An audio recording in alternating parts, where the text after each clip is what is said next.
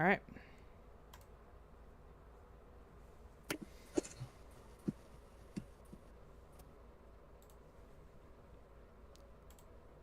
I think we're live. Cool. Let's screen display. There we go.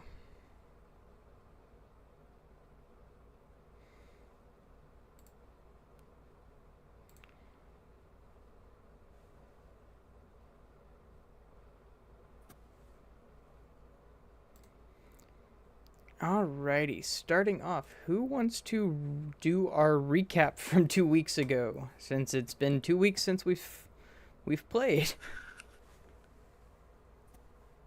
Oh, I didn't even do my intro. My goodness, I'm sorry.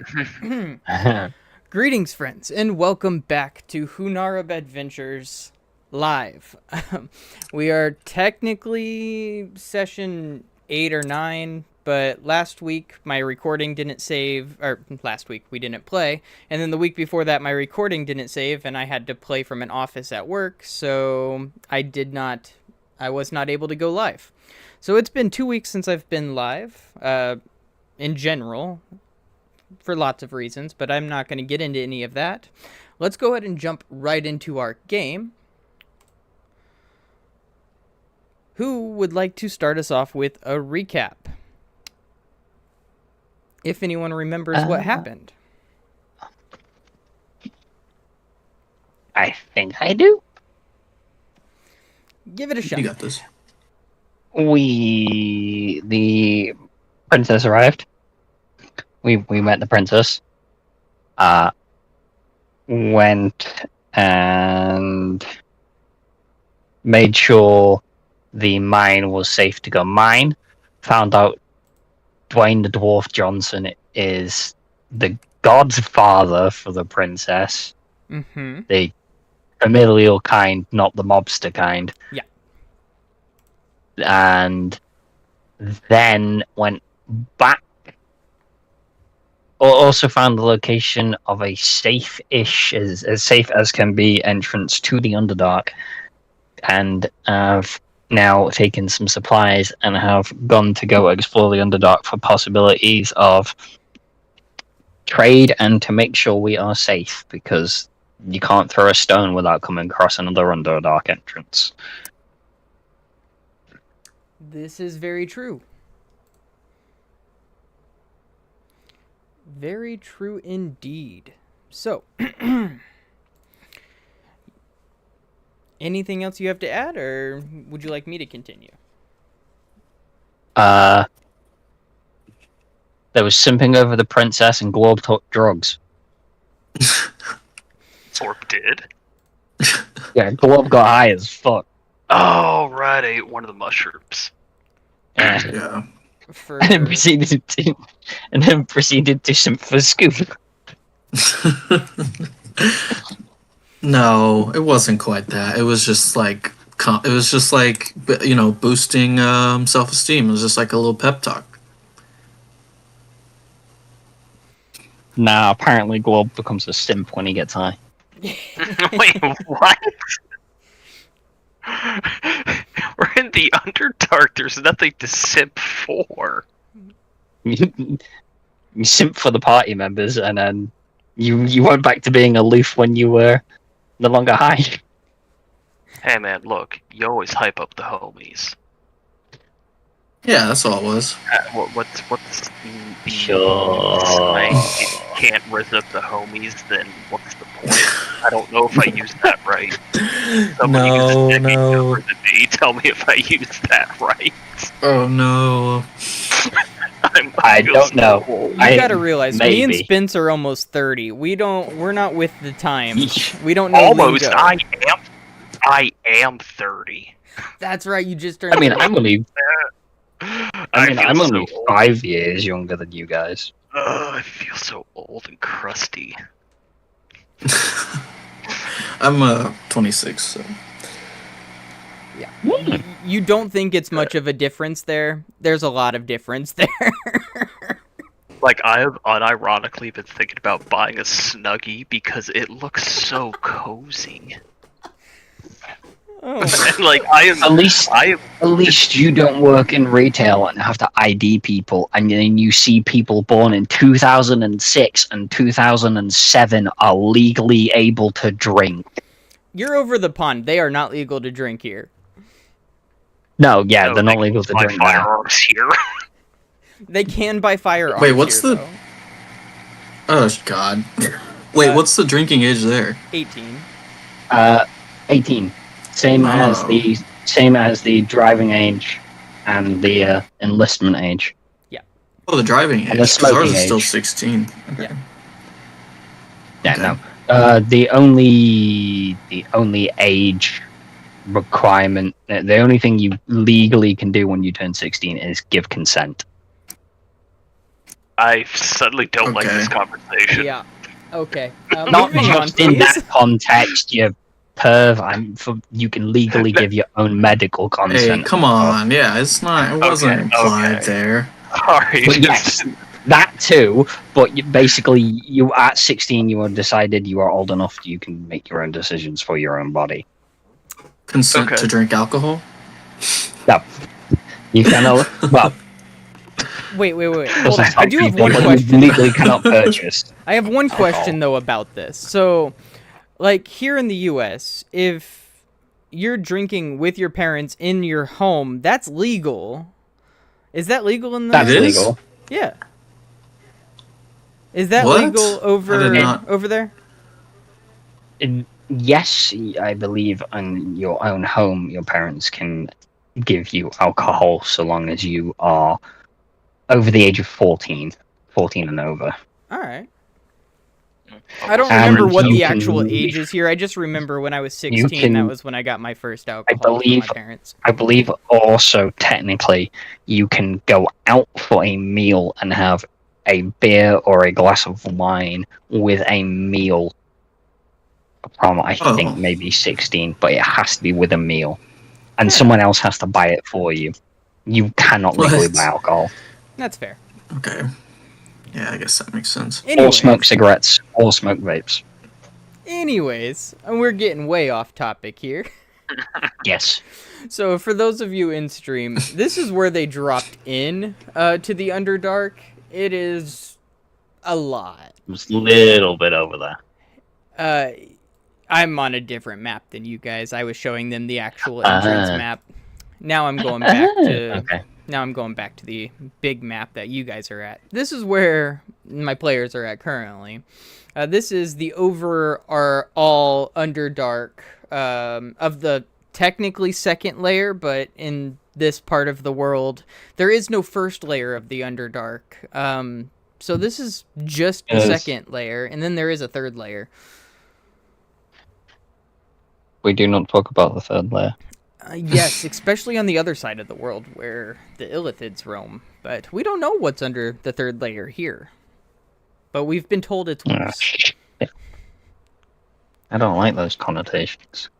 Anyways, where you guys found yourself after wandering, you guys decided to, instead of following the cultist that you saw carrying some Kuatoa in tow, you decided to head the other way from where they came from. And you instantly came across some ruins. And this is where we left off last week, was you guys wandering into the ruins. Yes. And this is what We I got mean some when I loot. say they do not have very good ruin assets in Incarnate. I know we just No, had this they don't. conversation off stream, but I'm going to mention it again here.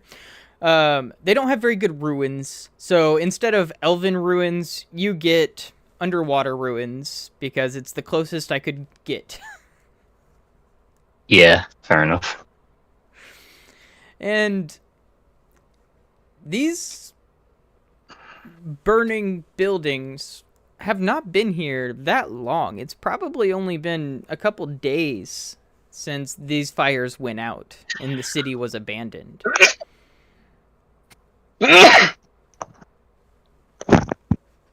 I think we looted it and found a bunch of items that we didn't know what they were. We did found loot.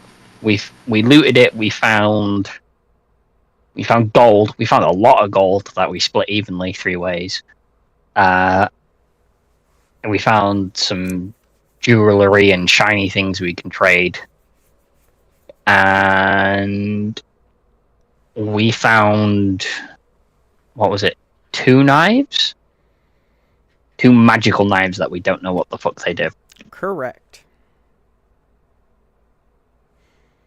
Was there another magic thing? I feel like there might have been a magical piece of jewelry. We also don't know what the fuck it was. Yeah, there was some jewelry that you found that, again, you don't necessarily know if it's magical, but you can discern it is. Yeah. I feel like we ended up with 3 magical items. I know there was 2 daggers, and I feel like there was a third thing we didn't know what it did. We don't know what anything does, but I feel like there was 3 things. Yeah, 1 for each of us. That sounds right. Yeah. That does sound correct. However, I do not have my notes to verify, so we're going to say it was, and we're going to say it's a necklace. Because I have notes on a necklace. I don't think it was the same necklace, but do have item notes on a necklace. Okay. I can potentially look at these once I am able to swap my spells around during a break at DM's discretion. Absolutely. So. Oh yeah, how long does it take to swap a bard's spells? Long rest. Yeah, I just thought a long rest would do it. Oh. Because I mostly have combat-related spells, but honestly, I think Identify would be good. And then I was looking at, well, I'll talk to it when we start doing a long rest, but... Because there's a spell called Distort Value, which seems really cool.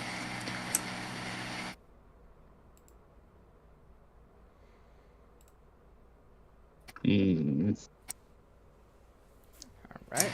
So are we hanging out here at the ruins? Or are we gonna go somewhere else? Moving on?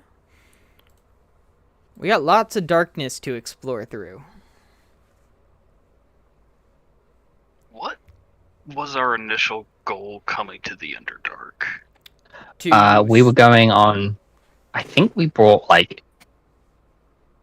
3 weeks worth of rations, and we were going to take, a week, maybe 2, to just check it out and make sure there was no immediate threats in the area, as unthreatening as something could be in the Underdark, which is not very unthreatening, and see if we could possibly find any civilizations in the immediate area that might be willing to trade for things that they can't get down here that we can get easily on the surface, and things that we can't get on the surface but they can get easily down here.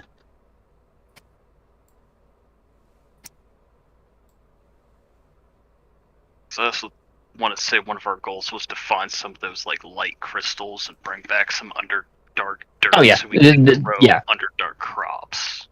Yeah, another goal was bring back loot and shiny things and useful things. Right. I believe we've got a couple of the crystals. Scoop smack some with his shovel. Not massive ones, but we've got a handful of little ones. Yeah. Yeah, I still have those. I didn't know they were crystals. I thought they were just red rock. But I have them, so. And you piled a load of dirt into my magical bag. You did. Because it didn't stop filling, and you were like, huh? Yeah, I had to cut you off. Alright. So, after... Well, this whole thing probably took maybe 8 hours for this trip. You guys could certainly take your rest here for the night, or move on and do something else. Since there is no daylight-nighttime cycle here, what would you guys like to do? Oh god, our sleep schedule is going to be whack when we get back to the surface.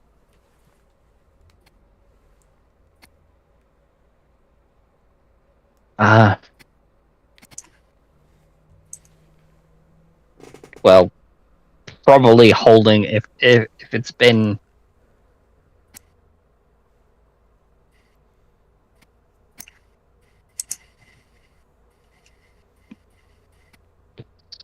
Mm-hmm. I mean, this seems like as good a place as any.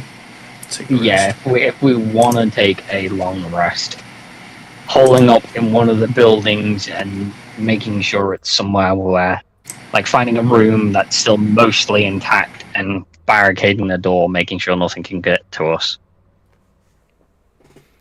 seems like the shout. Finding a mostly intact building and then just staying in there. And that's not too difficult to do. This building, although it looks made of wood in the picture, it is actually made out of stone and is decently intact. There are walls missing, but there are a few secure rooms that you would be able to stay in for the night. The walls around the city are fairly intact and don't have any major holes or anything that would let monsters in. So as far as safety goes, this is not a bad place to set up shop. Linexi has definitely bought a blank map and has cartographied everything and has marked this place down. This probably is going to be, I don't know, I guess you could call it a good place as a base of operations. It's a safe place to sleep. Or safer than just squatting and camping in the middle of an underdark field. Very true.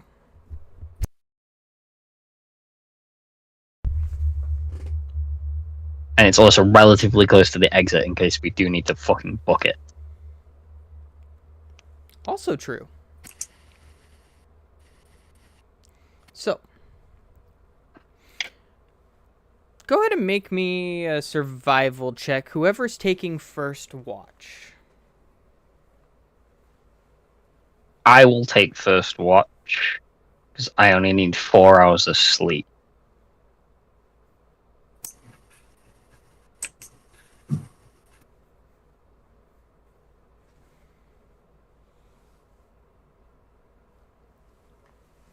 $18. Beautiful. Overall, the creaks and different noises that are coming around the city, there are definitely creatures outside the building. These ruins are fresh. You're not sure if they're scavengers or what, but there's definitely noises coming out from outside. But they don't seem to be bothering you at the moment, and your watch passes through without issue. Who's taking second watch? I guess. I'll take it. Oop. Okay, go ahead. Yeah, you got that. Alright.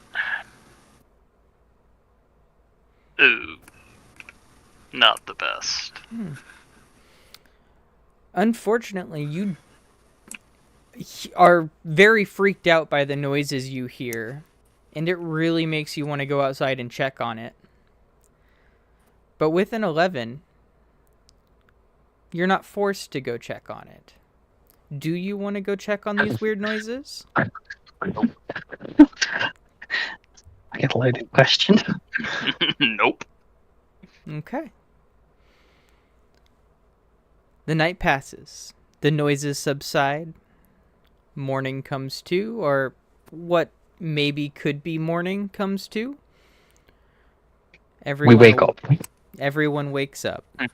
Fully rested. If you would like to change your spells, you absolutely can. Yeah, and then I guess next time, or actually, I can cast Identify as a ritual. I don't know how much time we have. Oh, a ritual only, I think, 10 well, minutes. it depends, but yeah, Takes an hour. Oh, it's an hour? Well, it varies No, the identify ritual, I believe, is only 10 minutes. I but thought so. different spells, rituals take different times. It doesn't tell me the ritual casting time. Hold on, I got this. Yeah, I guess. It says 1 minute, but that's, I assume, an action.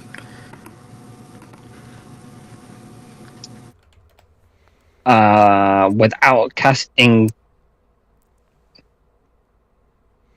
Yeah, made a ritual spell entry indicates the player can cast it without using a spell slot, but it increases the casting time by 10 minutes. So, however long that spell would take to cast, then it increases by 10 minutes. And it even if it isn't a concentration spell, it then requires concentration. Right. So then theoretically, I could just look at all these items in about 11 minutes each. Yep. Technically, whoever's holding them would also attune to them after an hour, if they want to. But is that worth the risk? Yeah. No, it's well, we not. want to know what they are. Yeah. Yeah. Oh, I shouldn't be helping you. Sorry.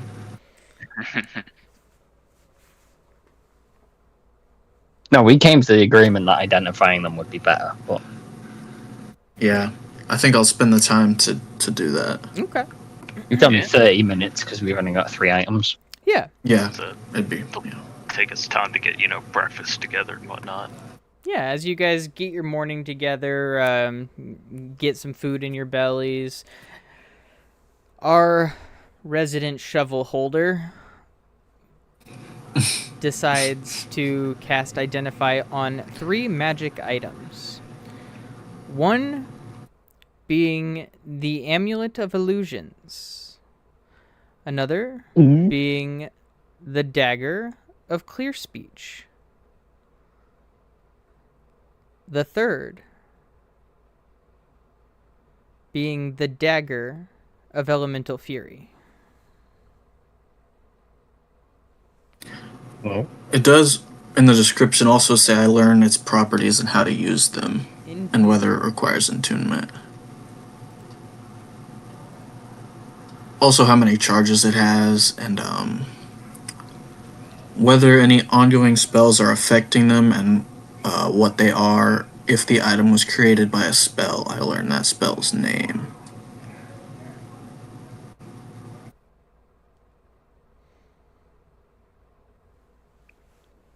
Absolutely. So,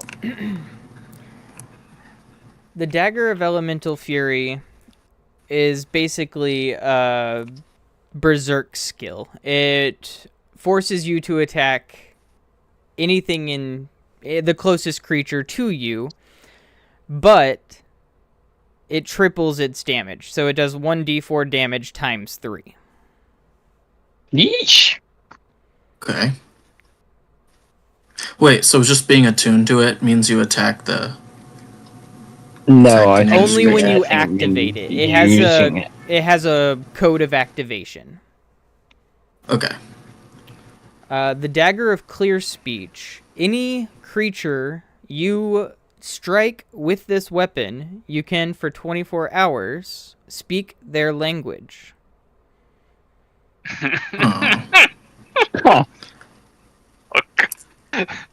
Just walks up to random stranger, stab. Now I can understand you. Hey, do you mind if I stab you real quick? I just want to have a conversation. Or if you're fighting an enemy, which might be a drow right, cultist, no, yeah. then you can speak I know. Yeah. with the drows. Anyways, I need to stop helping you guys. Anyways, the Amulet of Illusions. We knew that. I figured. Ooh. The Amulet of Illusions, however, does give you the ability to cast minor illusions, even if you don't have. Who would have thunk it? Yeah, crazy, right? Okay. All right, and I should probably put these in my actual notes now.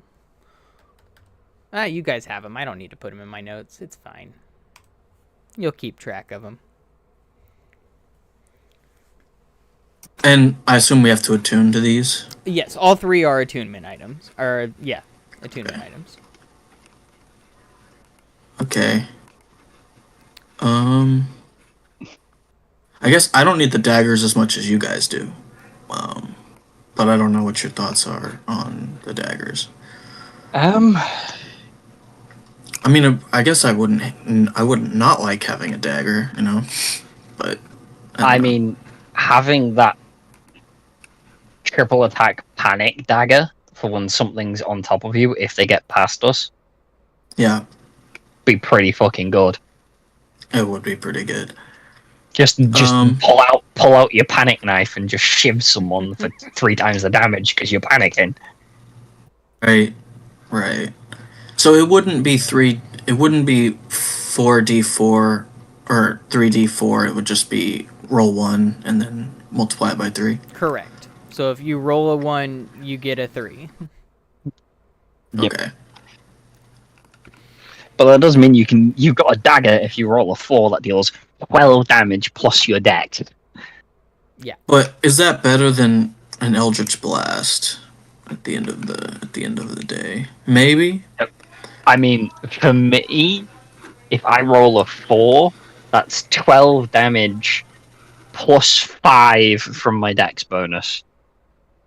So Yeah, I don't have a. doing 17 damage. Maybe you with should a take dagger. it then. I mean, Or I guess. I am an archer, but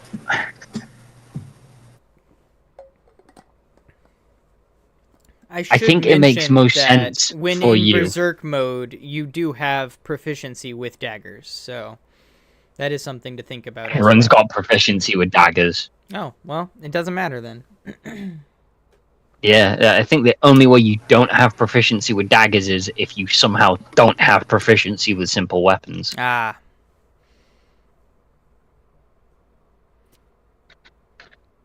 I think you said what spell did the amulet have? Minor illusion. Minor illusion. Okay, I'll have to read that real quick.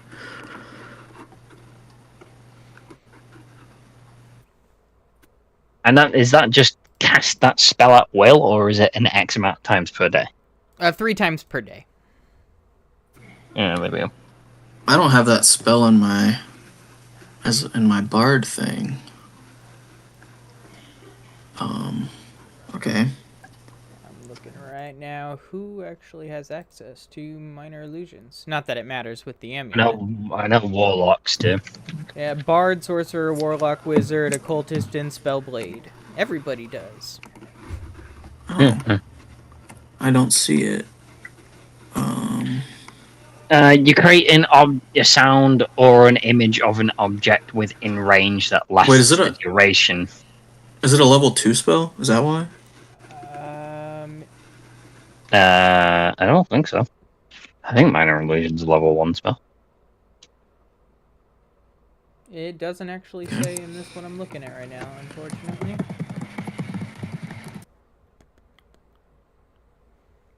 But here, I'll post it in our... It's a cantrip. It's a cantrip. It's a cantrip. Okay. So, okay, that's why I'm gonna leave it as a see it. cantrip too. So on the, I homebrew all of my items. So if I decide to make changes to them, forgive me. But I am actually gonna make this change in your favor. It's still a cantrip. I'm not gonna limit it to 3 times per day. I could have sworn it used to be a spell. I thought it was a level 1 spell. So when I was making it, I treated it like a level 1 spell. Gotcha. Okay. I think it might have. It used to be. I don't know. But it literally I remember does say it being cantrip a on spell. it. I didn't see that the first Oh yeah, time. no, I do see it says cantrip. But I swear I remember it being a spell at one point. Yeah, I don't know. Either way, it doesn't matter. So you guys get all of your fancy equipment from these ruins, and you come out with no issues. The city is still abandoned. Those of you who did the night watch, though, definitely have the feeling in the back of your head that when supposed night comes, definitely be indoors.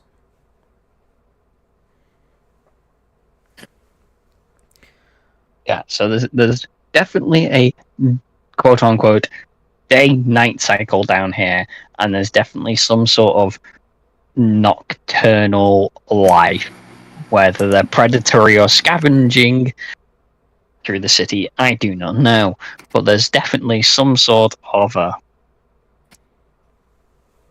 creatures scaring and scuttling about.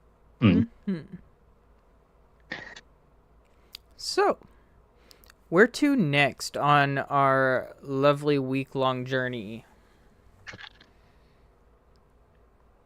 We have the option: we either cross the bridge or we keep going west and see if there's anything to the immediate west of the. Well, it does keep going. We see what's to the left of the ruins. All right. I'll wanna keep going left, follow the river. Yeah, I'd say we keep going left and make sure we explored this side of the river as much as we can before eventually crossing. Alrighty. But So you guys travel. How far are you guys willing to go? How long are you willing to travel? Do we see anything off in the distance that looks like some type of landmark? Whether it's a hill, sign of civilization, a big fucking hole in the ground, like. I'll give you that much. With as far out as you can see, that's as far out as you can see from as high up as you can get in this city. Well, there's either another ruin or another city off in the distance. We may as well go check. See if it's inhabited or dead. Sure. Do we just from the distance, is it possible to see like smoke coming from chimneys or smoke in the fact that the city's on fire? I think with how far away this map is, we probably couldn't discern. Probably. We'd have to get closer. I feel like we'd see if the city itself was on fire. Oh, we'd see Like if a the smoke- city itself like a was bunch of smoke, ablaze. yeah. No, city is definitely Yeah. not currently on fire. No, that's hopefully a good sign. Alright, well, let's go. Okay. Yep, let's go. All right, so Can we at this point? Can we discern if it's inhabited or a ruin? When we're about, because that's still a decent distance away on the map. yeah, once you travel about a half a day, you can start seeing the city come across. It's going to take you a full day to get there, but getting there, once you do get there, get to the halfway point, you start to realize this is a hustling and bustling city, and in fact, about halfway through, or roughly halfway through, you come across a hunting party, and they greet you in a language that you are unfamiliar with. They are gnomish, deep gnomes, in fact. Definitely exaggerated wave in a friendly manner, and I don't understand a single word you're saying, but I kind of glanced down at Globe, like, ah, shit. How could we not think of a language barrier? How the fuck did we miss this? I tried proper sign language. I could cast a spell to comprehend languages. It does take an hour plus 10 minutes to cast it as a ritual, and I don't know. I assume I would take the hour and then just come back and talk to them. Hold on a second. Let me just. That's a long time. Yeah, unfortunately. Hold on. Could you just stay right here? Unfortunately, the language barrier's kind of already there, so they greet you in a language you're unfamiliar with and just continue on their way. They are not trying to fight with you guys. They are pretty much ignoring you. We gather not.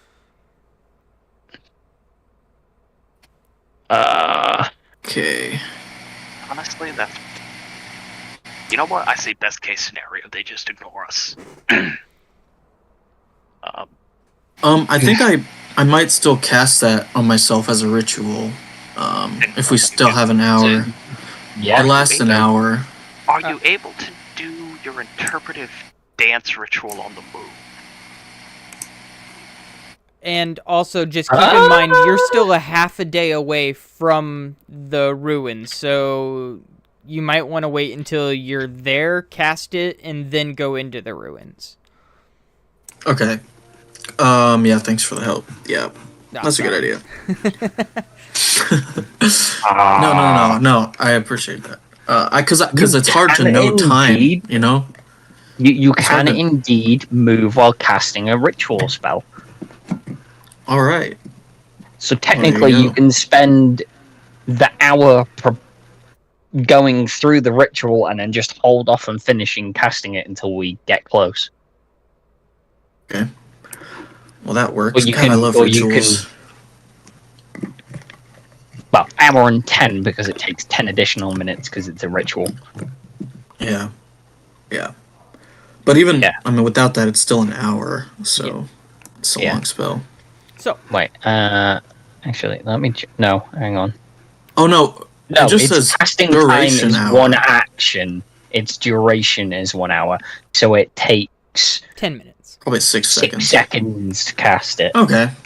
Oh, that's way better. So you're looking at an hour to cast, basically, because no one's going to care for 6 seconds. Okay. Cool. It's weird that a spell has like a No, not an hour. Combat cast time. 10 minutes. 10 hours. 10 minutes and 6 seconds. You're not going to care for 6 seconds, so 10 minutes. It takes 10 ritual. minutes. Okay. Yep. It's just because rituals are ways of casting the spell without using the spell slot. If you think of using the spell slot as quickly using it and using like your internal magic and your spell slot, the ritual casting of would be how you'd go about it in the book, word for word. For sure. Yeah. Following every instruction.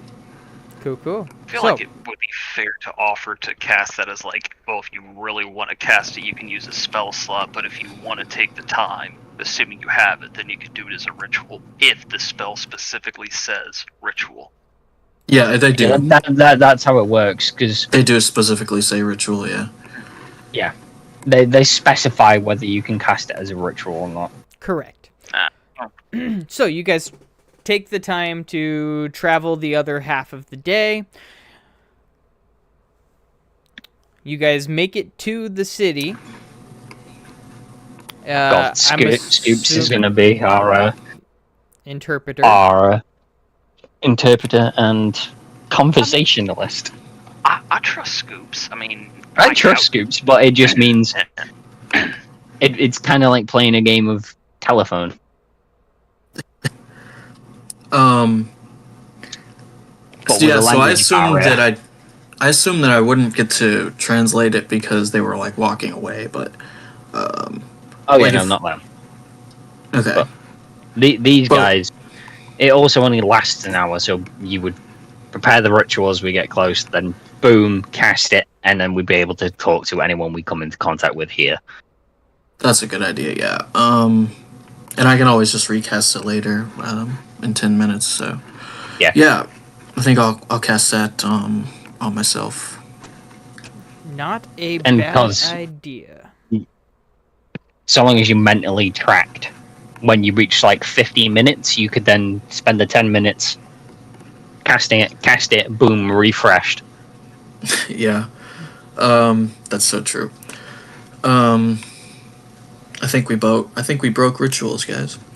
Well, rituals they're only really utility spells. You'll never find anything they're designed for spells that you were like, this is super useful, but I really, really do not want to be burning a spell slot to do this. Because if shit hits the fan, I need that spell slot. Yeah, and they take up a spell slot, so yeah, for sure. Yeah.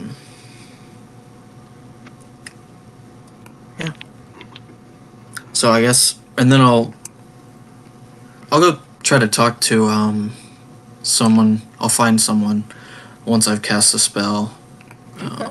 Well, it doesn't take And you I'll long. ask. It Go ahead, definitely sorry. doesn't take you long to find anybody, because at the gates of the city there are two deep gnomes standing directly outside, spears in hand, and as you approach, halt, travelers.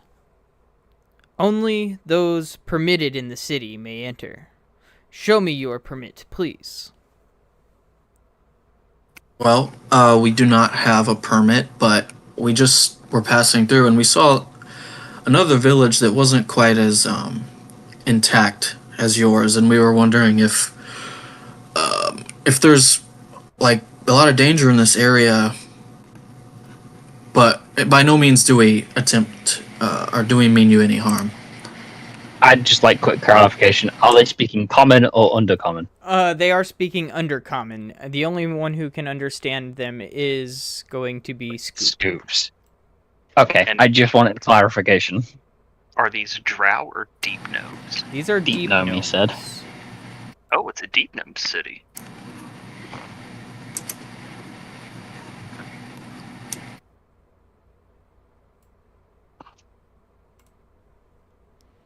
Indeed. So, Yeah, I guess I just want to know if they know anything about the other civilization. And then, yeah, no, that's it for the first thing. Okay. Asking the guards about the city that was attacked, they will straight Yeah. up tell you that the city that was Why won't... Rude? Try again. Sorry. Rule 20 was being a dick. Okay, fixed. I had to quickly make some deep gnome tokens because apparently I didn't want to do that before.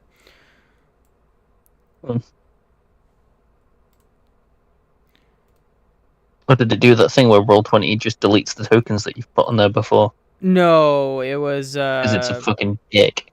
it wouldn't let me just drag and drop. It made me do the upload button, which is stupid. But obviously, Because I've had it before where... Here. yes, you guys are going to be coming down. Oh yeah, from the southern entrance would side. be down there. And so they will tell you that the city that was attacked, that was weird. The city that was attacked was one of the followers of this temple. This is a temple city. And this is a temple to the Luxon, which, if you guys remember from Campaign 1, the Luxon is The good god. the good drow god that was killed by Lolth forever ago and then was resurrected by Dern, the blue-skinned blade. And they will gladly tell you all of this and start rambling about their god. Okay, well, we are surface dwellers.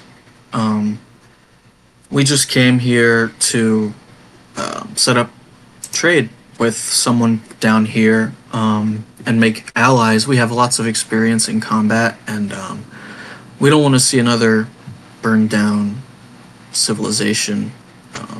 But we're here to help if you need any help.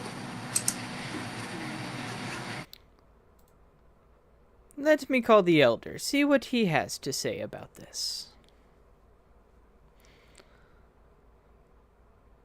Okay, yes, we would like to talk to your elders.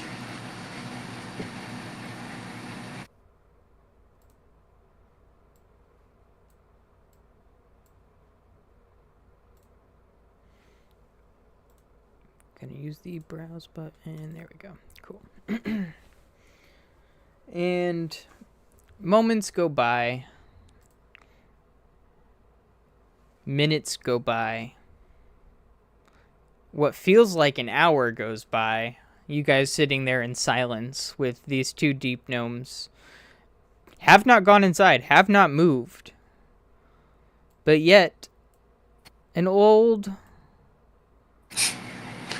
looking deep gnome in a robe and staff steps out of the gates, pushing them open himself. While we were waiting, say that you redid your ritual. Yeah, I'm gonna say I kept the ritual up by redoing it. Good idea. But he said it just felt like an hour, so I didn't think it actually was. But yeah, I would keep that up. So this man comes and out, then pushes the gates open himself. This is an old, withered man pushing these huge, probably 100-foot tall gates open. He steps out and in common speaks. Greetings, travelers. I am the elder of the Temple Tellus. I understand you are here to do some trading. Have some questions about the ruins to the east. Oh my god. Yeah. Well, yes. I cannot believe we did not take into the account that not everyone here would speak common. We are very stupid, and I'm very glad that you speak common. I speak many languages, thanks to some rather interesting items I've acquired over the years. What brings you to my city? Well, we're trying to figure out if it's safe down here or what the safe parts are. Because we have stuff up on the surface that that you might inquire upon, and you might have things down here that we inquire upon.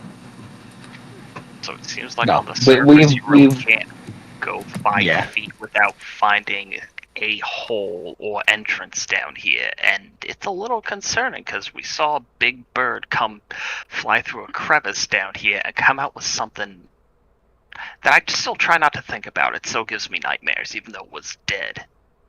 Yeah, there's a rock nesting site on the surface. We saw it fly through a giant crack down into the Underdark and come back out with what looked like a murder chicken. Oh yes, it was like that was the sacrificial hooked horror.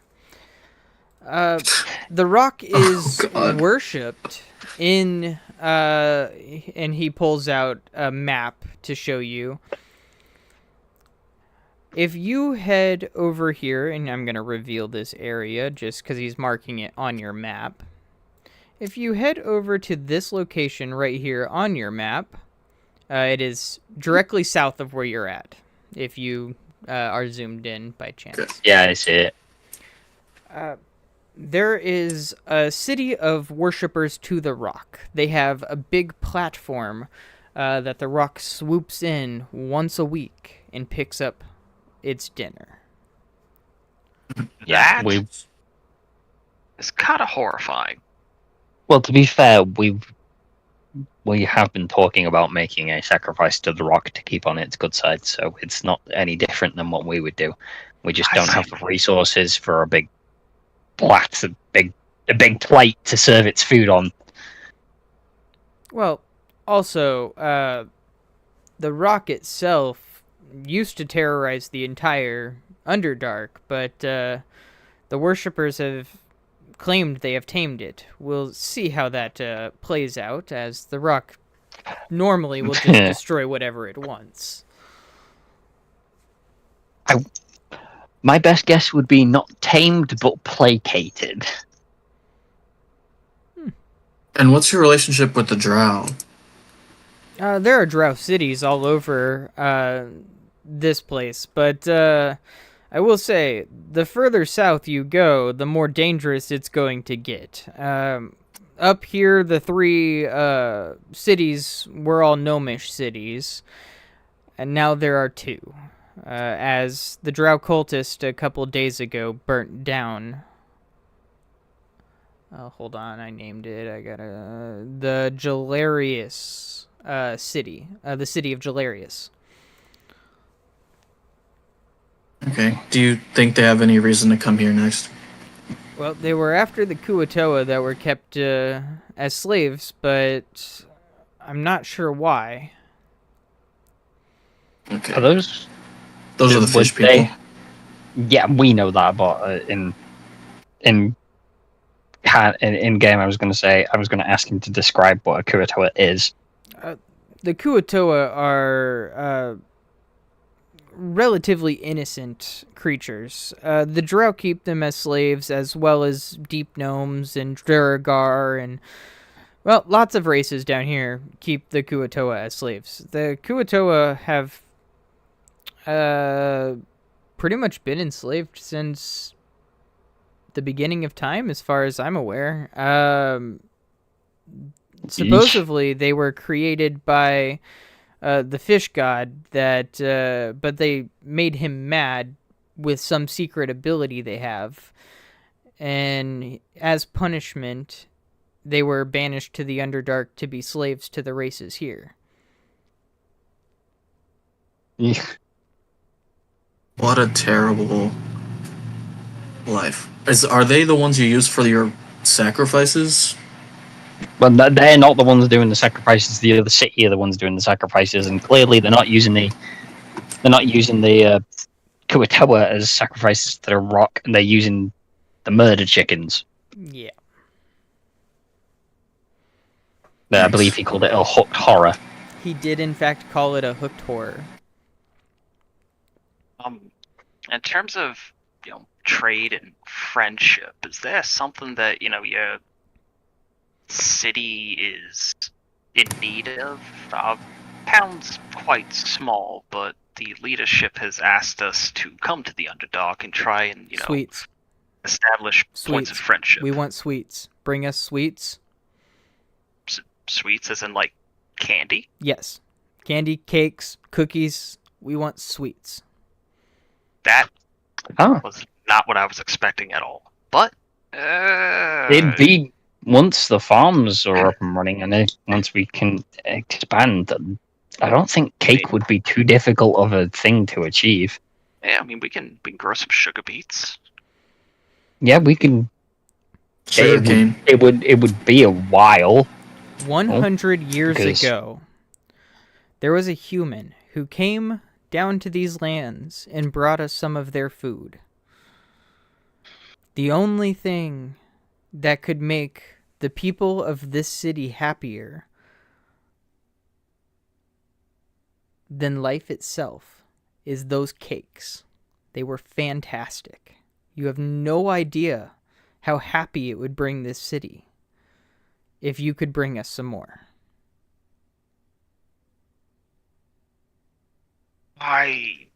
You know what? We can.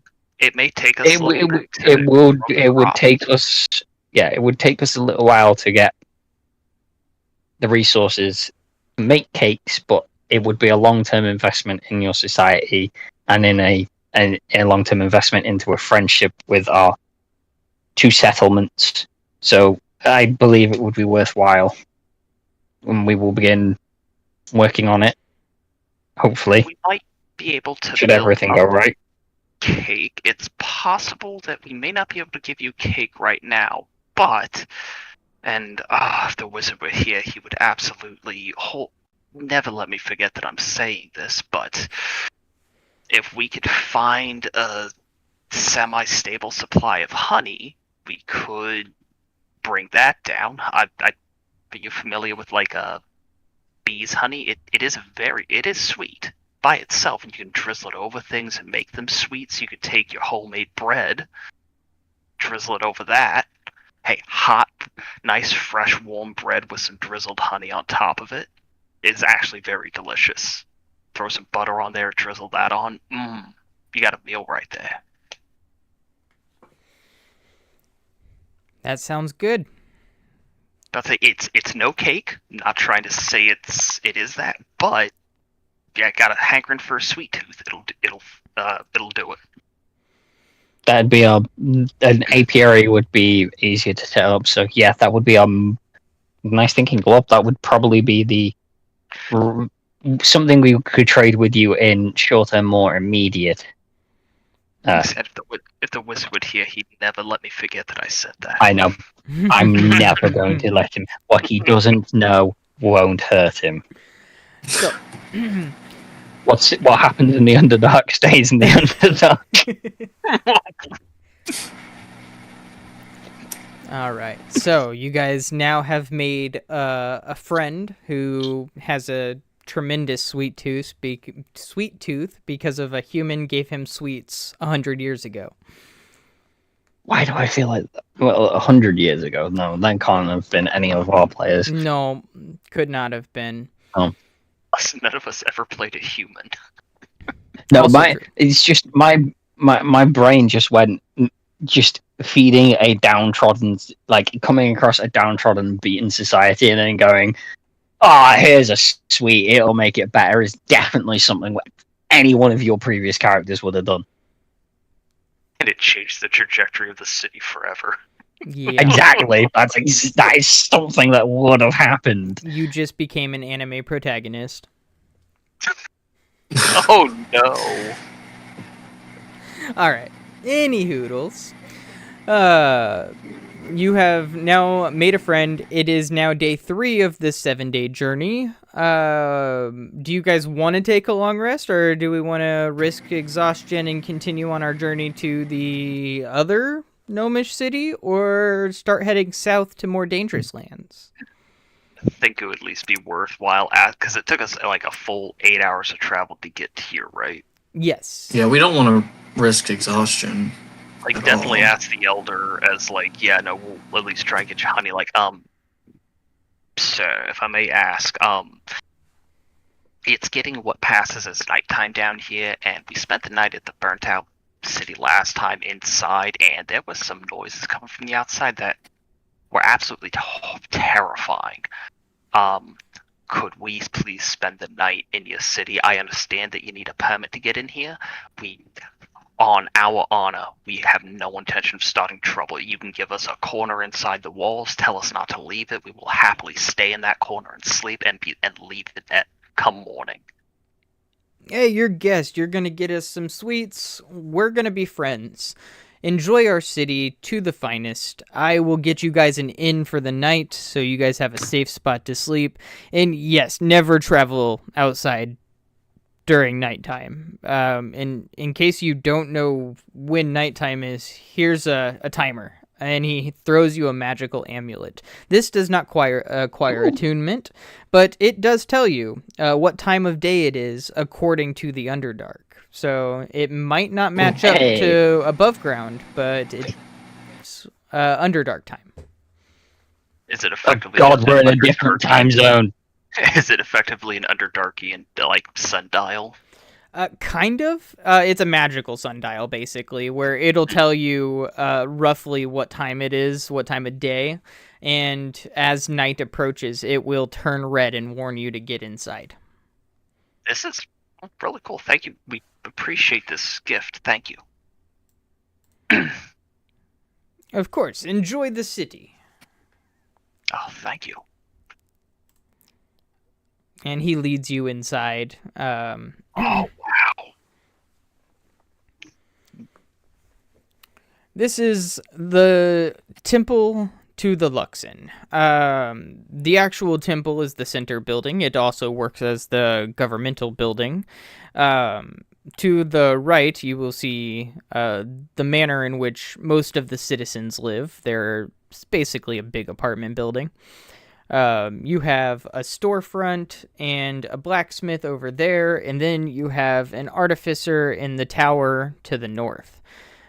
Over here, the single tower. Artificer, general store, blacksmith, and then you have our library. So, residential building, artificer. Might want to check out the general store. We just came upon some gold.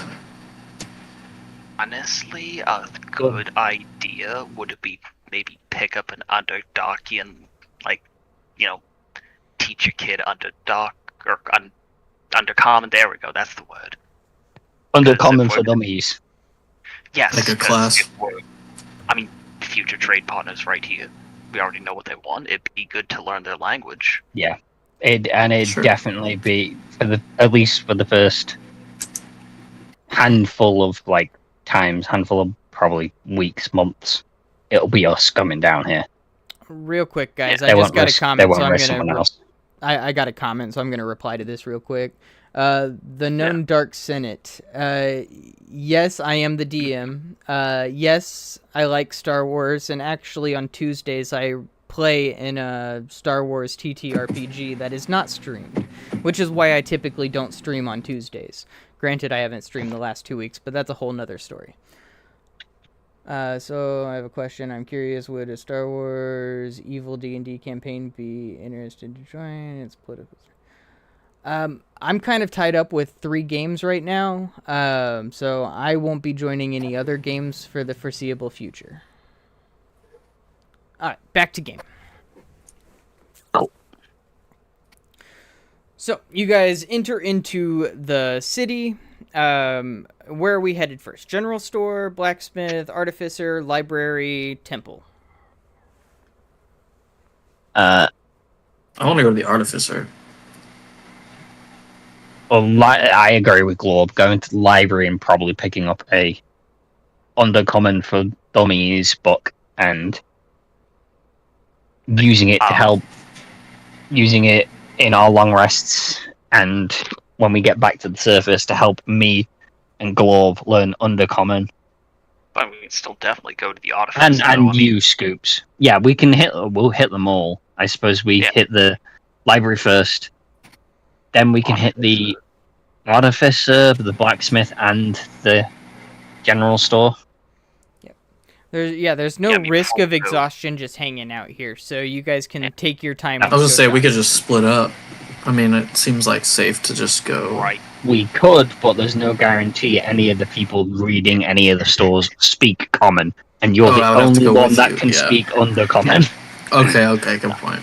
I'm just saying we go there first, so in case we blow all of our money, we still have the primer, because that'll be really embarrassing we need if we the go book there first and foremost. with like a gold off, and I don't think there's any way we're getting a discount as we're foreigners. Yeah, and unlike a blacksmith or an artificer or a general store, I don't think a library is going to take things like rings and such as trade. They're probably more of a gold for book.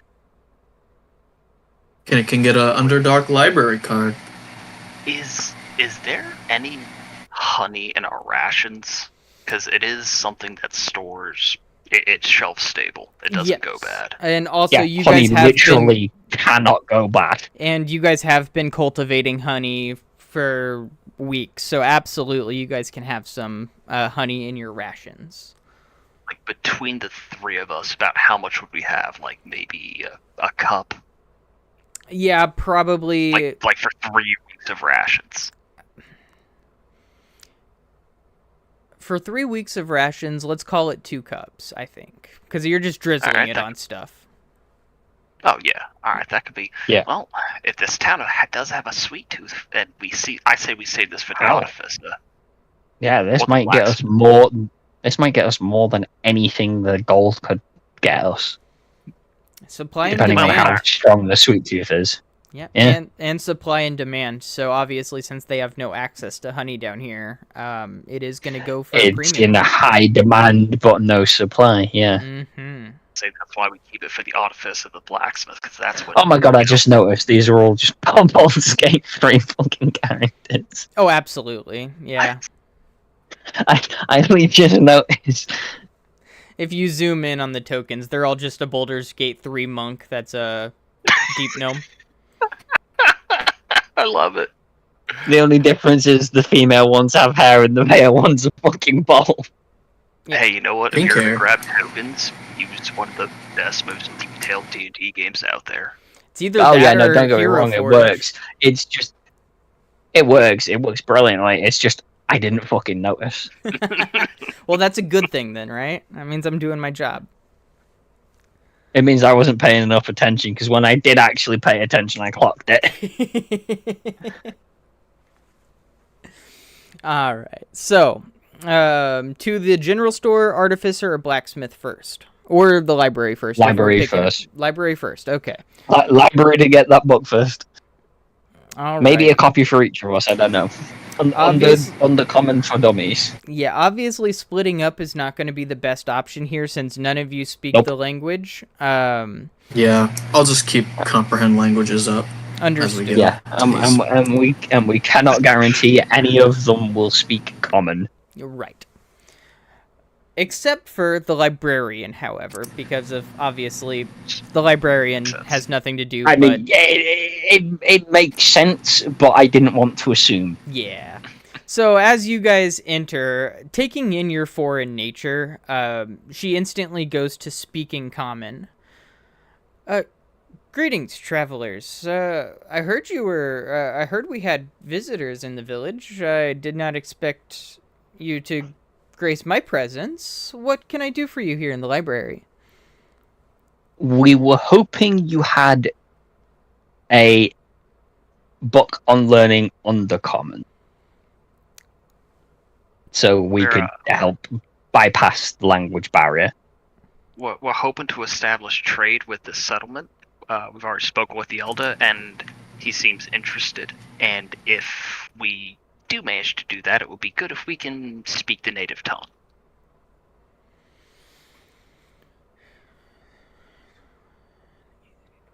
Yeah, let's do that. Okay.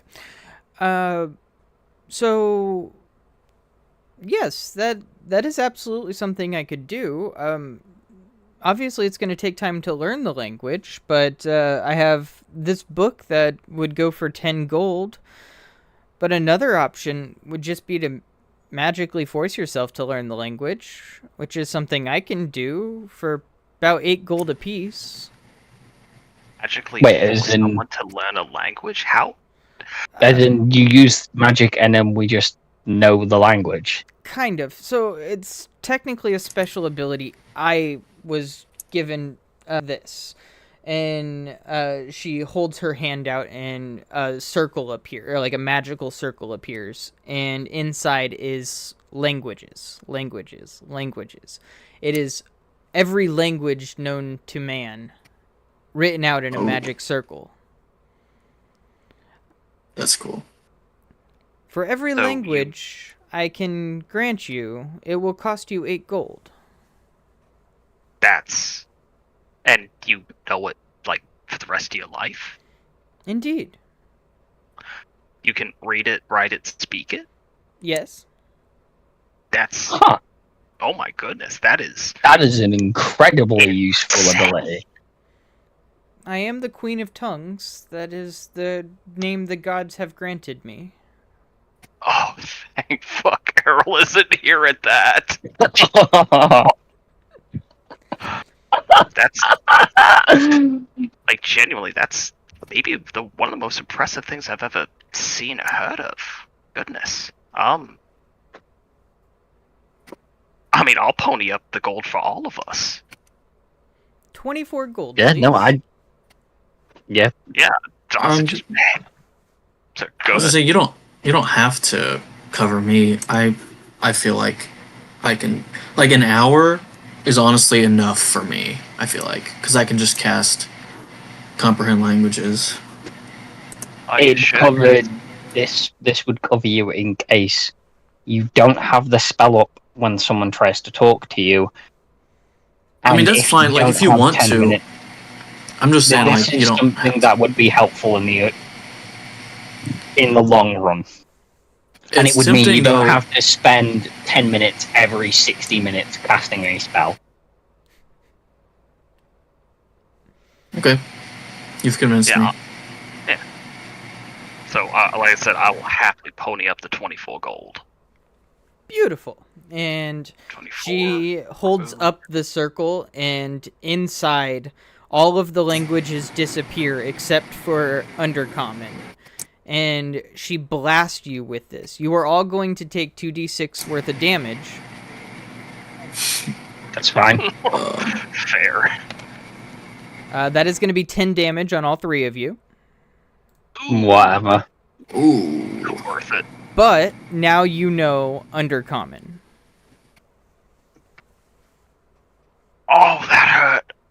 you didn't tell me it would hurt. Oh, Ow! I'm What? so sorry. I should have warned you beforehand. Yes, it does take a very tough mental hole. It feels like it's split When open. XP is actually mostly fine, I'm still not even at half health. That hurt me a lot. I'm at 6 out of 16. I'm on 12 of 22. I'm 1 HP off of half, but still, it's not half yet.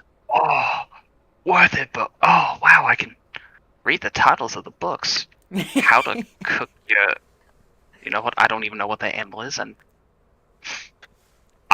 wow, that's... You do that with any language?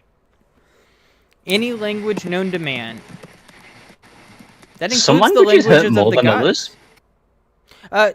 Yes. A language like Sylvan is very hard to learn, and its mental anguish is probably double. Does it take more of a toll on you for those more dangerous, for those harder to learn languages? As long as I've already learned the language, it takes no toll on me. Oh. Which is why I charge a small fee.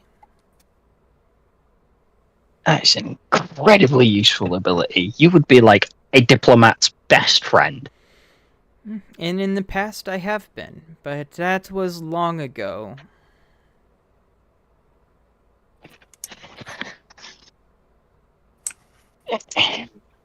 Wow.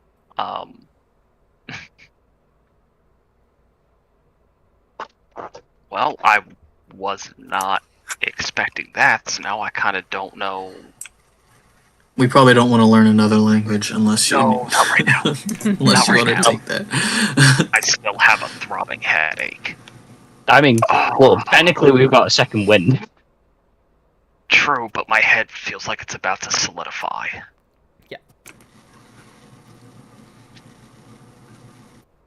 Yeah, all of the pain that you just suffered was mental. No physical damage. Yep. I got that. Figured it was psychic damage. Mm-hmm. Having a language forced well- inside your head is not fun, but it is useful. I'm sure it's not fun. So, I have heals. No, we'll make our way around the place, and then we'll have the long Okay. rest afterwards. Yeah, Okay. there's an end for us, and hopefully the other shops won't involve bodily injury. Where to There's no next? guarantees.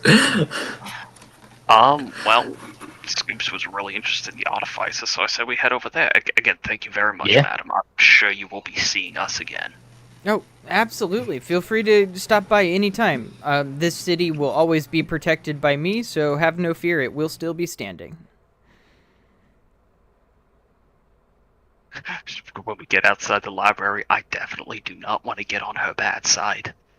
No, I wonder if she can probably take liquefy languages. your brain. Like, imagine if she could just take your ability to speak any language. Oh, that'd be fucked. Leave That you would a be- gibbering baby. A gibbering man-child. Ugh. The way she fights is just congratulations. You now know every language in existence as your head just fucking pops. Oh, that's kind of cool. Take 100 D100 psychic damage. Hey Actually, kids, you want to learn Draconic? it's really funny you learn bring that Infernal. up, because of when I statted her out, her ultimate move is basically she shoves every language into your head and it does 20d6 damage. God. Oh. Imagine if you survive it and get away. It's like you half survived killing it? you. You would know every language, and she'd be like, well, shit, I can't do it again, because you now know every language. That's why she keeps a couple pocket dimension languages, ones that aren't on this world. God. Okay, go into the artifice now. Before I get any more ideas.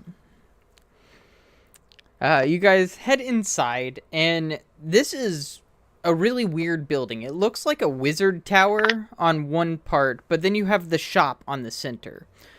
And inside the shop itself, there are multitudes of different weapons, armors, gems, that stone that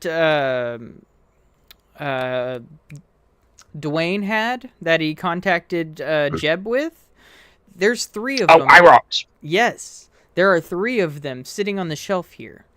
There are also lesser versions that have limited uses. There's versions that only do text communication versus the verbal. Shit, how much did he say they'd rob you of? 100 gold, wasn't it? 1,000. 1,000 gold? Jesus, okay, fuck. No. For a full access IROC, you would need 1,000 gold. For the lesser versions, you could get 100 gold yeah, will it'd get be you less. 3 uses per day. And what is that again? Well, I don't remember. Like an iPhone. It'd be Oh. more or less Yeah. a sending stone. No, the full IROC, it's pretty much a D&D Yeah, iPhone. Yeah, It the is full IROC, but the 3 times use per day is more or less a sending stone. If someone else has the stone, you basically can phone call them. Nope. But it'd be 3 times per day. No. With the IROC, the 3 times per day for 100 gold, you can contact anybody even if they don't have a stone, and they can communicate back to you once. Oh. Huh.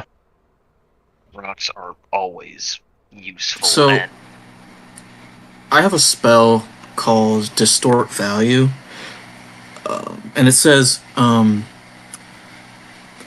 can reduce perceived value by half with the help of illusory scratches, dents, or unsightly features on an object no more than 1 foot. I would absolutely love for you to try that with this guy. Absolutely. I love the idea, but Not the place Always or the time. So it says anyone examining the object can ascertain its true value with a successful intelligence check against my spell save DC. Yeah, you don't want to do that in an artificer's if workshop. I may, Artificer's whole thing is intelligence. Okay. this is the dude's shop, and in the past when we've had players use spells like that, and they've failed, there are Disastrous consequences. I love the idea though, and I think it's definitely useful if we're like trying to sell stuff to, let's just say, like a farming town or something. But doing it against This is not the place you want to try it. I don't know if it's the best idea. Like I said, I love the idea though, and it's definitely gonna come in handy with the right people. Not the time or the place. Okay. Brilliant idea, wrong time, wrong place.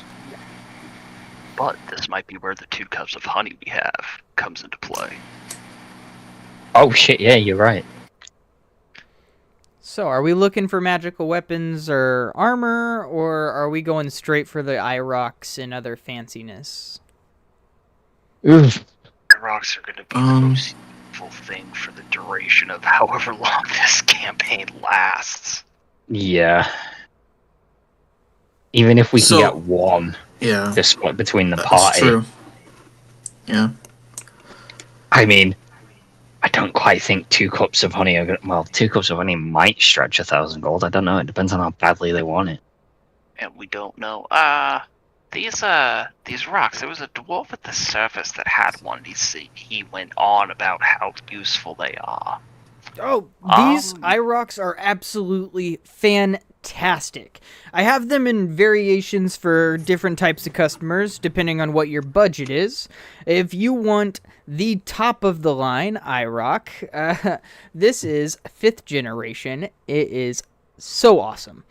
It has texting, calling. It can take pictures. You can do video chats. If they have another IROC user, of course. You can't just do video chats with anybody. But for 1,000 gold, you get unlimited access to these features. Absolutely fantastic. Feel free to check it out. Or if you're looking for something on the lower end, I have variations. Just let me know what you need. That's 1,000 gold each is a little out of our price range by like a lot. But are you open to bartering if we have something worth value?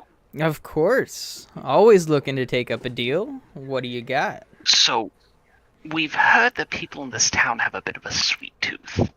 Oof. You said the right words. What you got? We have, and I kind of take our jar of I'd honey. take one cop out first. Fair See enough. how he I'll reacts to a single one. Yeah, Glorb will take out his portion of the honey, which I guess would be 2/3 of a cup. No, wait. It'd be We have one. 2 cups total between the 3 of us. It'd be like One. 2/3. Yeah, no. So it's 2/3 of a cup of honey. Okay. Places it on the counter, and he opens it up. This. How familiar are you with surface honey? I'm actually quite familiar. I have a buddy over in the Dwarven Kingdom who raises bees. Unfortunately, he passed about 100 years ago, so it's been some time since I've had some. Can I roll insight to see just how interested he is? Absolutely, feel free. Oh god. I did not one. Oh God. It is really hard to discern how interested he is. He does keep a very straight face. However, he looks at you. That amount right there, it's about 250 gold's worth. 250 gold's worth. I mean, this is fresh honey. It was harvested maybe about a week or 2 ago. Mm-hmm. You Yeah, can still smell some of the wildflower on and it. I bet you on the surface you'll get about 10 gold for it. But down here, that is worth its weight in gold. I'll give you 250 for that amount right there. If you have any more, I might buy it. I might even buy it all. I'm for sure going to sell my honey for that. I will offer up my honey for that price. I'm looking at that. How about Now think about what you could flip this honey for, though. Assuming you didn't want to use it yourself. I mean, again, warm bread with honey drizzle on it. Ooh, Let's maybe cut. simple, but it's delicious. Let's cut right to the chase. How much honey do you have? Well, all right. My friends have the same amount that I do. Okay. we each have a cup of that much? All combined, we have about 2 Two cups worth and of a honey bit cups, between the 3 of more us. or less.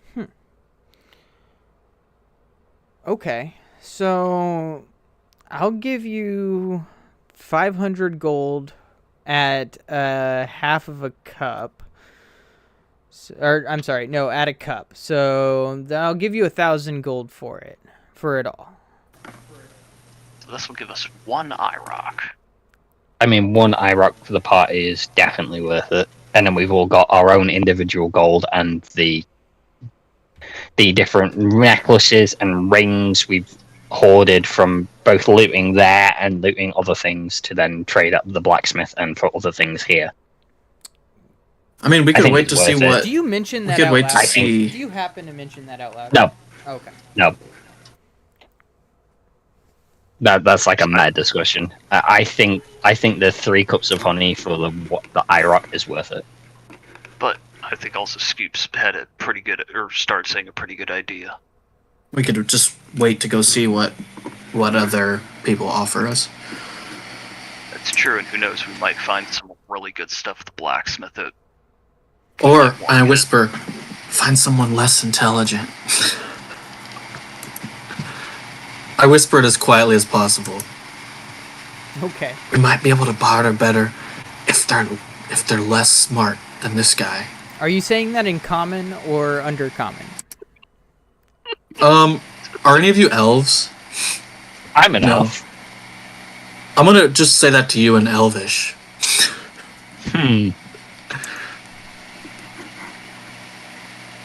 God, I'm holding my breath. Lenexia thinks on it. Gives like a so-so gesture. I guess we'll just say thank you. We may be back. and then we'll We'll- go. We'll take some time to think about this. Certainly. If you want to make that trade, it's valid's good, offer's good. Just let me know. Will do. Thank you.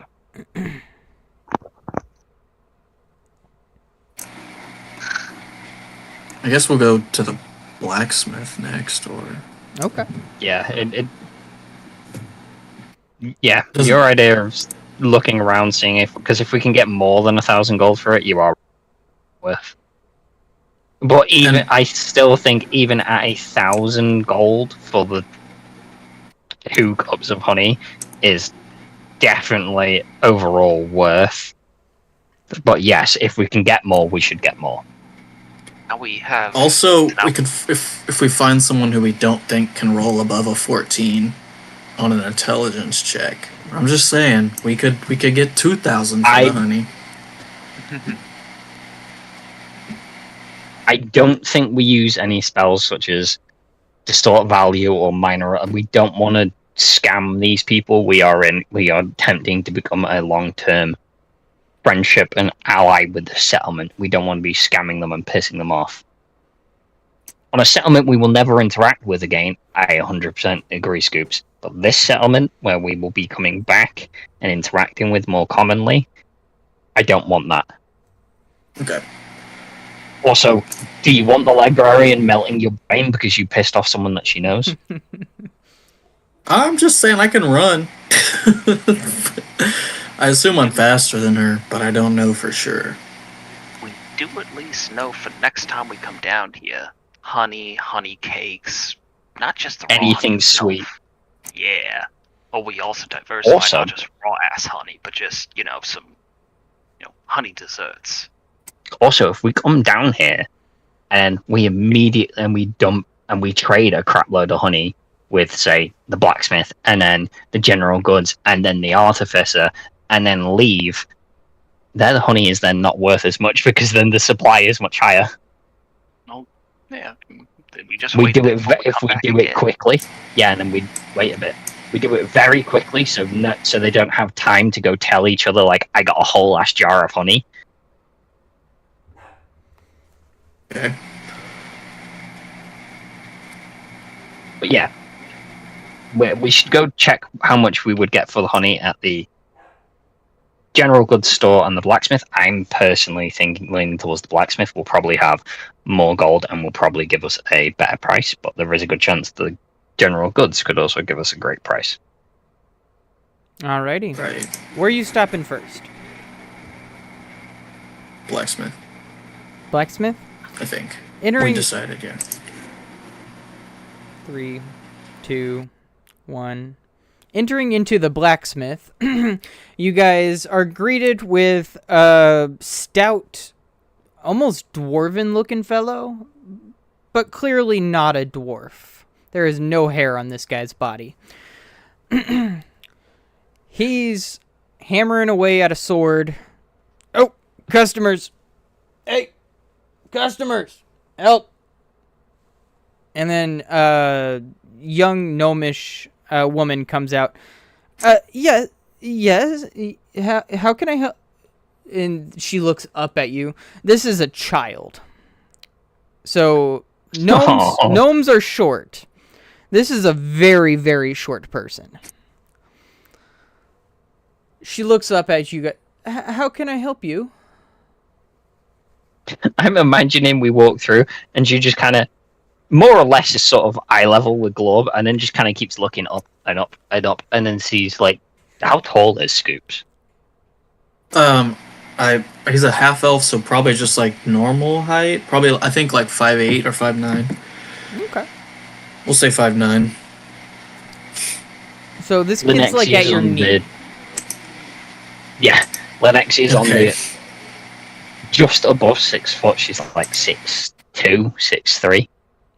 I'm adding this to my facts. So it's like 5'9". see Globe's even shorter. Just looks down, sees Globe, and then looks up and up and up and up and up and up. But sees Scoops, and then just keeps looking up a bit more, and then sees Lenexia, neck craned all the way up, just to look us in the face. For a 5'9" person. she's like 2 foot tall. Yeah. So she looks Like up I'd at imagine- you. gnomes, like adult gnomes are like 3 foot to 4 foot. Yeah. So she's like 2 foot. So She's tiny. she greets you. How can I help you? We're, traveling adventurers. Kind of heard there was a blacksmith in town. It's always a good idea to check to see what's available. Right. My father runs the shop. I do the selling. And most of our wares obviously go to the artificer. For enchantment, but if you're not looking for anything enchanted, I'm happy to sell you whatever we can. Are you looking for armor, weapons, or are we just doing some trading? Looks like you guys have lots of weapons on you. And her eyes glow a blue-purple color as she is not looking at you, but looking through you and into your pockets. Oh. How much do you like honey? How much do you like sweets? This don't feels know. weird offering a child sweets, but I don't know what that is. okay. We heard everyone around here has a bit of a sweet tooth, so things of sweet nature are of high value around here. We have a surface food item called honey, which is very sweet and can be used with or for a multitude of baking or cooking or put on a multitude of foods. And unlike lots of other things, has no shelf life. It never goes off. That sounds like a great thing. Father, what do you know about this honey? And he looks up. Never heard of it. Never actually got to try sweets when they were around, but nobody's seen a sweet in the Underdark in probably 100 years. Humans don't typically like trading with us. Dwarves don't like sweets, and the elves are too prudish to give us those wares.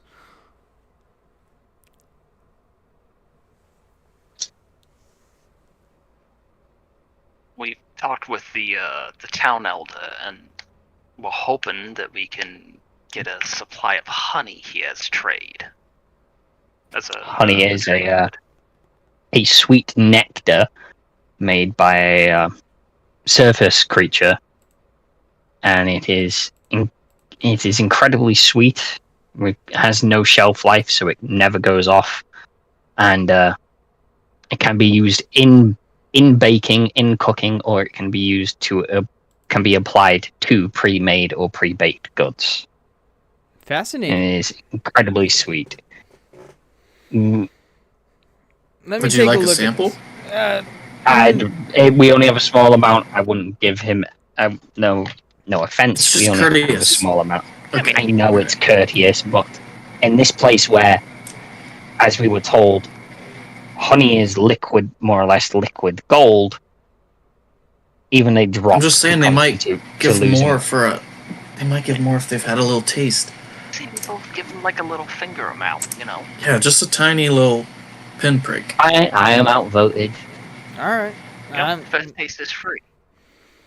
And you pull out the little scoop. He dabs his finger on it, touches his finger to his daughter's finger, and then he licks his finger. And his eyes open wide as you see, for the first time, it almost looks like a toddler on a sugar high. Oh yeah, I imagine it would be a sugar high because they're tiny, so their bodies don't constitute.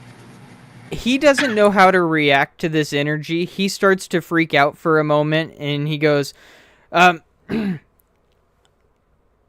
on. And he starts hammering away at the anvil. Like faster than he was before. Absolutely. He is going ham on this knife or whatever, and his daughter, almost looks like she's running around in circles around the kitchen. Okay, so this is like meth to these people. We're gonna get this city hooked on honey. I don't know how I feel about this. Breaking Bad Dungeons I and feel Dragons great. edition. I feel great about it. You do also need to take into account that this is like their first time in their entire life.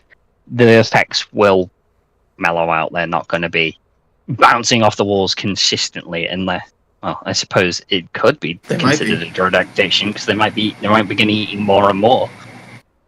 If anything, that would just drive the supply even higher. Although junk food is definitely, at I least a lot. suppose they might need a good healer to help with their teeth if they consume too much. I mean, the healer's business would be booming. Oh, they just need toothbrushes. Hang on. Ah, there we go. That's how I feel right now. No, we're fine. We're just. I forget the name This of is that an show, honest but it's living. hysterical. I can't Breaking Bad remember. D&D.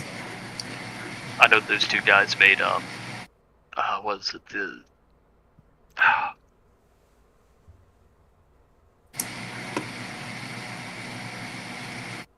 oh, why is the word not coming to my mind?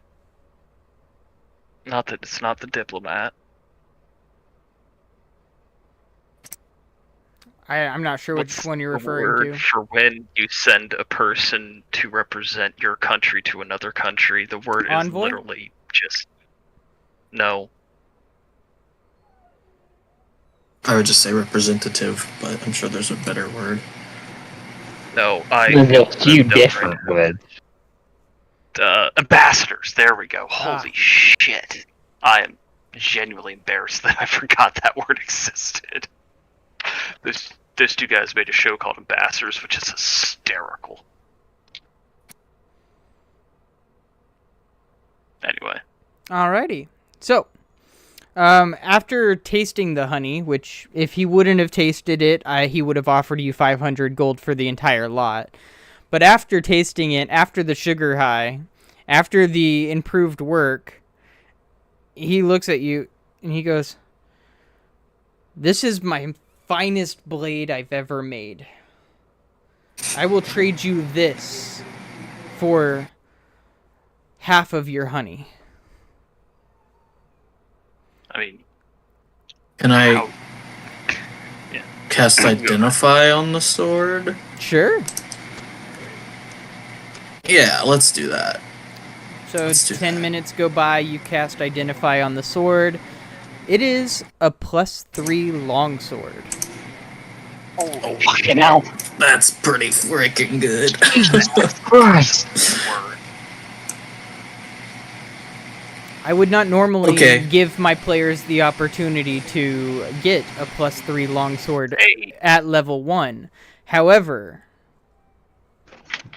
this guy's on a sugar trip, and he just crafted a +3 longsword, and he's willing to trade it for Oh half my of god, your you honey. just shot out then and there? Yep. I Oh mean, my god. No wonder he I mean- wants it. He just cracked out a level, he just cracked out a +3 longsword as if it was goddamn nothing. honey isn't meth to these people. It might just be straight, like, 30 milligram Adderall. Adderall, yep. Well, meth and Adderall are very closely similar, like chemical-wise. I think you guys might be fighting over this sword, so I guess I would ask if they could make another one, and then just get all the honey for 2. So you guys wouldn't be fighting over this sword. Well, unfortunately, a longsword is a strength-based weapon, and I'm a dex-based fighter.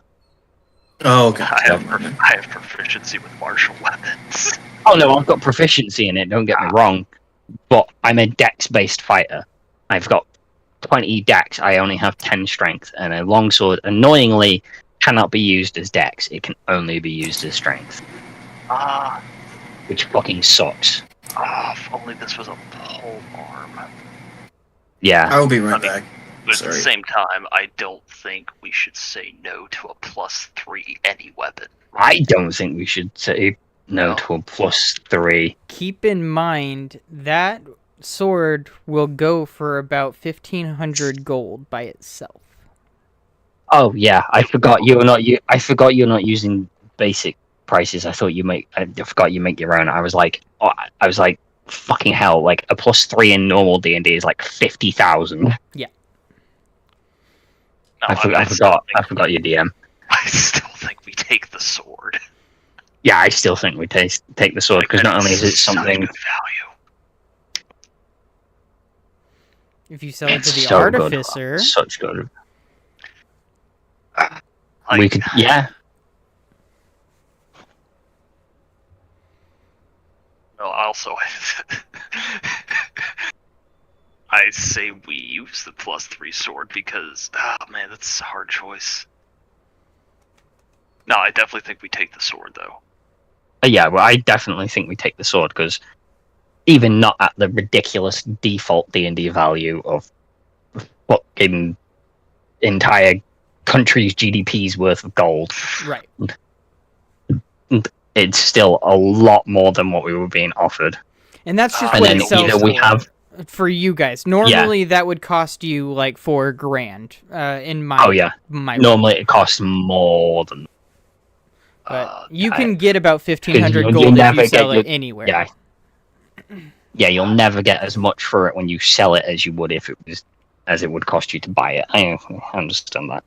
The days of old D&D when your average party would be walking around with enough magical items that could bankrupt the world. Right. Yeah. Okay, I'm back. Yeah, no, I say we take the sword, 100%. Yeah, I say we take the sword because then we have the option of either using a +3 late game weapon, which is not something we would receive until we're like level 12 to 15, Right. or Yeah. I think I agree. But also, we should ask him how much he would give us, how much gold he would give us for the rest of it, I think. Because I think this guy, oh shit, yeah, well, we could just go around. It was one pot for the sword, wasn't it? Holy shit! Yeah, it was half. We've still No, it got was another half. pot. Yeah, one pot. We've got Yeah. 2 pots of it, so one pot for that sword. Absolutely worth it. That's at least 500 gold more for half the honey. Yep. Yeah. That's absolutely worth it. If How you much guys would you take- give us for the other half? Yeah, I would be asking that. The other half. I will admit I don't have enough gold on me right now to even make you an offer. That's why I did a trade instead. At the moment, I only have about, say, 600 gold on me.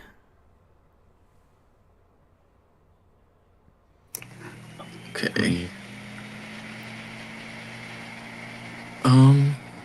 Well, I mean, that is easily splittable between the other 2 people who don't get the sword, like 300 apiece. I mean, to maybe barter for some arms and armor. I don't know if I can't even use armor, but I mean, I guess, yeah, if you want to try that, you could. I guess I could learn how to learn how to use medium armor. You can do. Then there's also. It also depends on what you want to do with Scoops as a character, because there is I know. a subclass of Bard basically built around being in melee. It's called Bladesinger, and it's fucking dope. I think it's called Bladesinger, isn't it? I haven't Or even College. looked at the. It's either. I think. No, it's not Bladesinger. Bladesinger is something College else. of the Sword. College of the. Is that right? I know what one you're don't- talking about. It's been so long since I've played Bard. It looks like it's the College of the There's Swords. Valabard and College of the Swords and Valabard. They're 2 more melee-based bards. They're more in the Okay. thick of it, while still also being able to spam out spells. I was thinking College But of yeah, the I Spirits might fit more with Scoop. It's But- whatever you want to do, but it's just a matter of like whatever fits your subclass. I suppose we'll take a look at his stuff and see if there's anything we're willing to trade the other half of the honey for. Okay. Yeah. Well, you can have my have your pick at weapons and armor. Shoot, I'll trade you anything in my shop, honestly. Feel bad about this.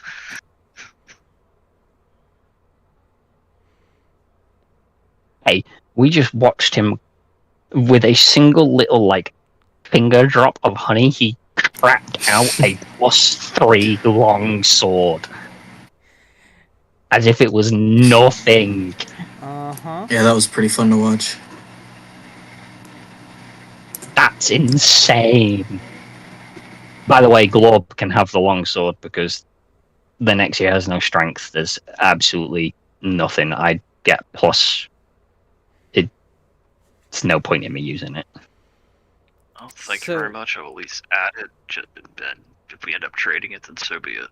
Yeah, I was gonna say, now you have to decide whether you want to ask the artificer if he can enchant it, or if you want to sell it for an IROC. A +3 long. I forgot. I forgot you do basic plus weapons is not enchanted, just better weapons.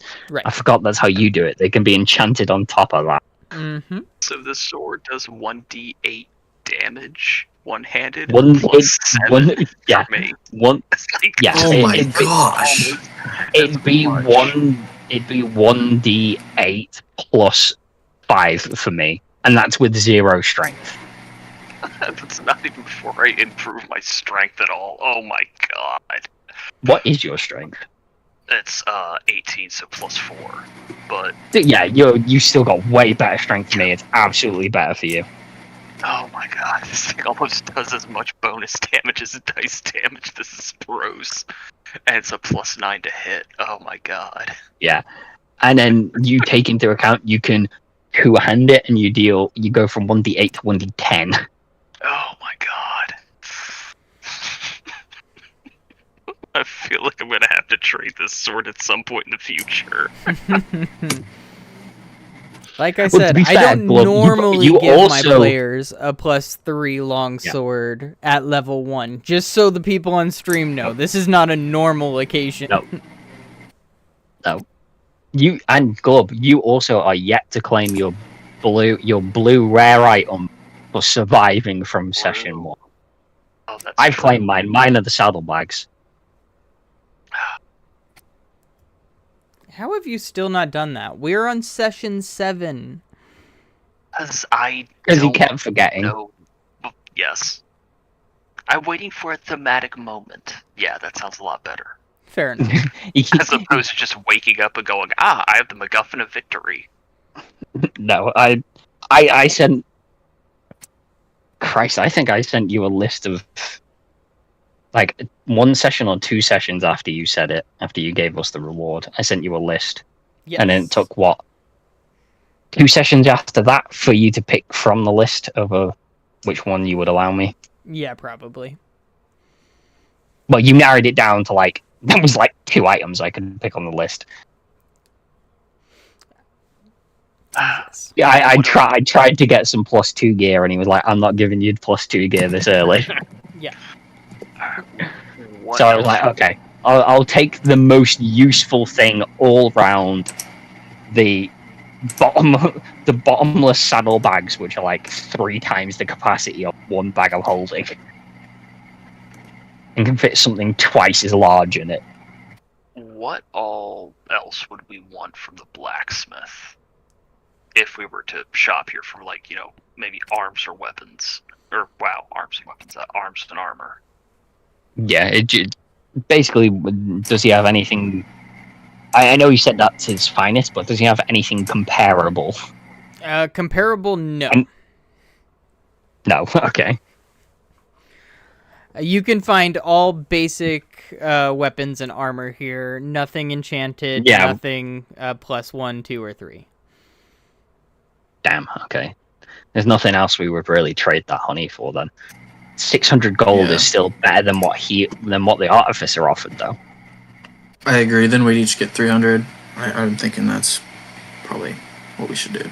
Yeah, and after his reaction and after he cracked out a +3 longsword, I think he's going to be the best person we get the money for.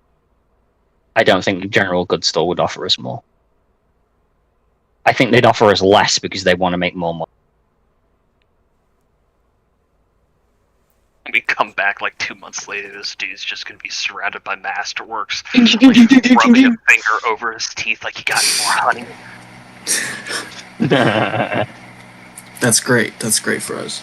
Oh god, We're just gonna walk. We'll walk through the front gate. He'll just be sat there waiting, twitching, going, "You got any more? I need my fix." Wait, we could ask him to make something for us next time we come down with more honey too. I mean, if you want something. Next time we come down with more honey, we could offer the honey in trade for making something of the same quality. Yeah, for sure. Yeah. So, you guys taking the 600 gold trade then for the other half of the honey? Yeah. I think so. Because the artificer offered us 500 Yep. for the same amount, and the general goods store, even though we've not been there yet, they probably aren't going to offer us more. Because this guy just shot out a +3 longsword, and Although he knows the value of a +3 longsword, and he's like, "Oh my god, I just did that within like a tenth of the time it would have taken me normally to produce a normal weapon. I'm going to give you everything I have for this." Yes. I mean, he did say he only had 600 gold for it, which makes me think he thinks it would go for more elsewhere. And we didn't offer the other guy a sample, so who knows if the artificer The other would guy, have then, ponied the up. artificer also, unlike this guy who said he'd never had sweets and he never got the chance to try it and they've not been around, the artificer said he had a friend in the dwarven settlement who raised bees and he had honey before, so he knows what it tastes like. Okay, I mean, we're the ones splitting the money, so if you want to do this, it's fine. I mean, we never know until we try it. You know, if we go give the general store guy a sample, he might have more money. Maybe stretch it by 400 or 400 a piece, 800. I mean, we You can guys- try. We can always try, but I personally don't feel like there would be a better. I take it he'd hold the 600 gold offer if we don't get anything better. Yeah. Yeah, I mean, I think we just did business with him. Yeah. Yeah, if you guys do the sword trade and then he offers to buy the rest for the 600, if you turn him down, he'll be like, "Well, feel free to come back, but you might have to wait till tomorrow. I gotta crash." Yeah, it's good stuff. Spread the word. Yeah,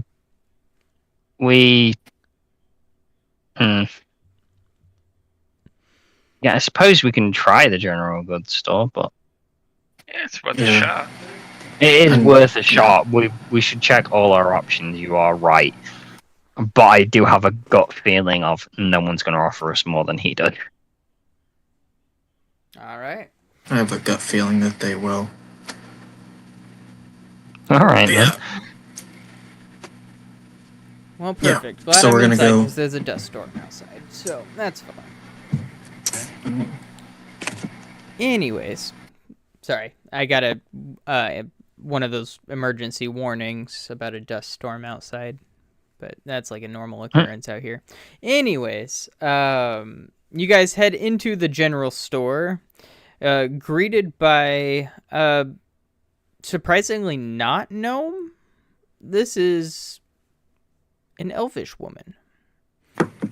Yeah. Not a drow, but an elf. I gathered that. You would have said specifically if Yeah. they were a drow. But she looks directly at you, Lenexia.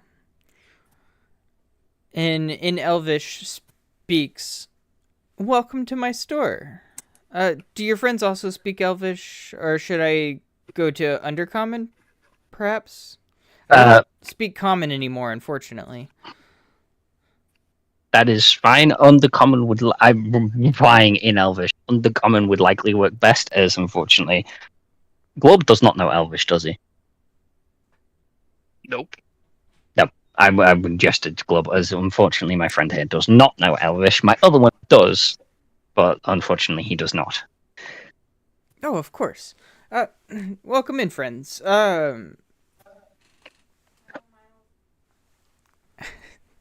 My cat somehow opened my door. Crafty little bastards.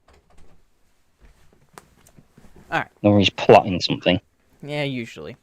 Alright, so door's closed now. She greets you. Welcome in, friends. How can I be of service? Well, do you like sweets? He's jumping straight to it. Well, I mean, as much We as have- anyone else, but I get all of my sweets from the Elven capital, but of course, it's kind of hard to share around here with the side effects deep gnomes have with sugar. Oh no. Oh. What are those side effects? Well, they get a serious intensive burst of energy, but then they have an extreme crash out, which could last for days or weeks, depending on how much they had. Oh my god, it's meth. Well, we gave him a little tiny doll. He will be fine. It's not lasting days or weeks. It's probably going to last hours. Are you So saying that out is- loud is- or no? No, Okay. So that's a is, meta like, thing. Are there more harmful side effects? Is this like an addictive substance to them? I mean, it definitely could turn into an addictive substance, but Oh no. not typically. We used to have regular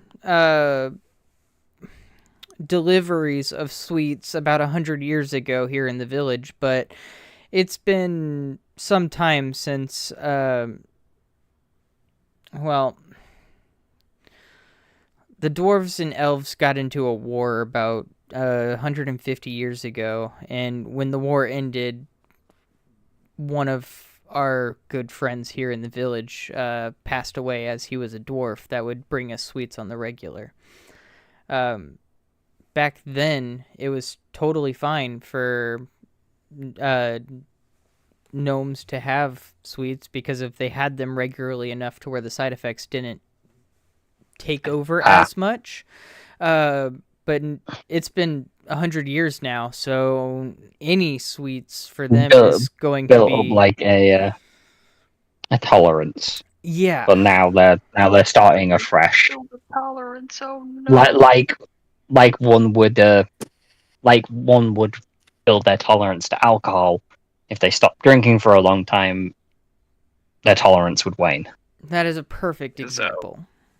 We were talking with the village elder, and he potential trade with the surface. And the first thing he said was sweets, and oof. But by the sounds of it, if so long as we have a steady trade route with them, it wouldn't be a problem. We have agreed to hopefully set up a trade route trading down honey. Yes, absolutely. settlement. I actually was informed about this earlier.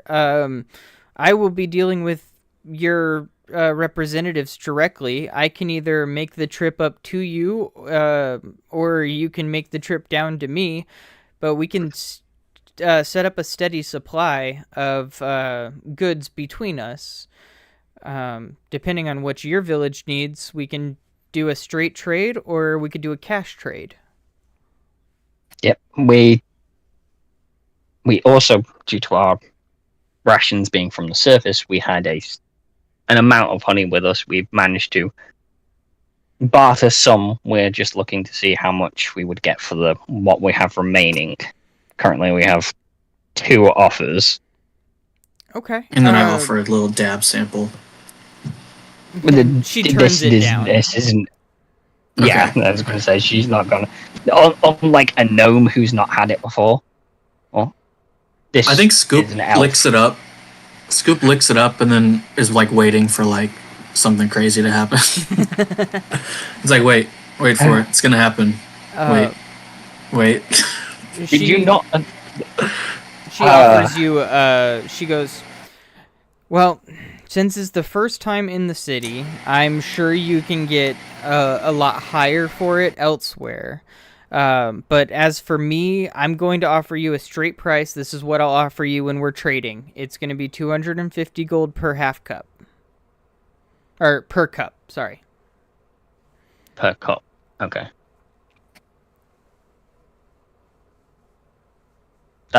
As long term for trading, that works fine. But for right now, I don't think that's what we should go with.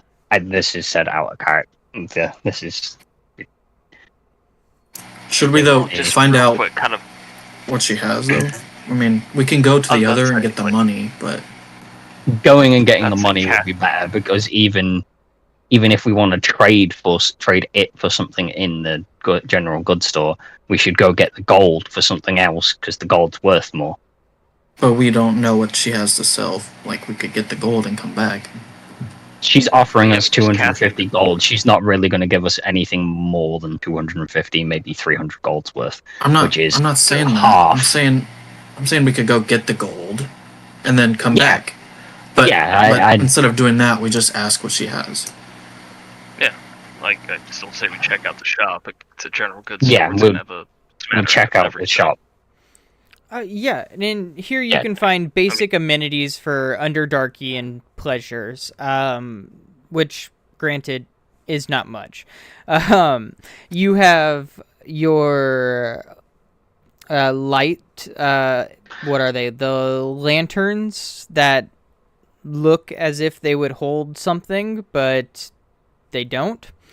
And she just calls it a lantern. That is all she says about it. The other things she carries are like regular travel supplies. She'll carry rope, any packs you need or anything like that. She's got a reasonable amount of food. Booze she'll sell you. Pretty much just everyday stuff. Nothing fancy. Just your general goods, everyday kind of D&D store. Yep, pretty much. Your basic amenities. Do you have any seeds that can grow edible food quickly? Most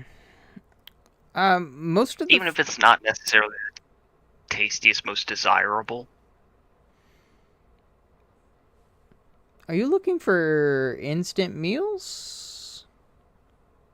A seed that grows an instant meal? Not a seed, but a magic item. I'm interested, but definitely what I'm looking for is our village is, small, just starting out, and winter on the surface is coming. We don't know how bad it's going to be, but it'd be good to, get our food stocks up. Oh, and so right I believe what Glob is looking for is any seeds or any crop that would grow relatively fast in short term.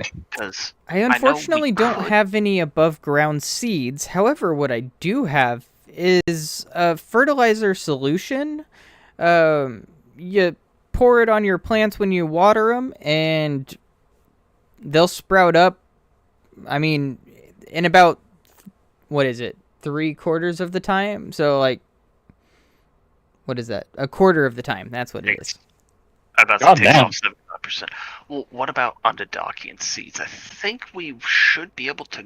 I mean, I'm interested in that item, or that fertilizer. Even Underdarkian seeds. I think we should be able to grow Underdarkian crops on the surface.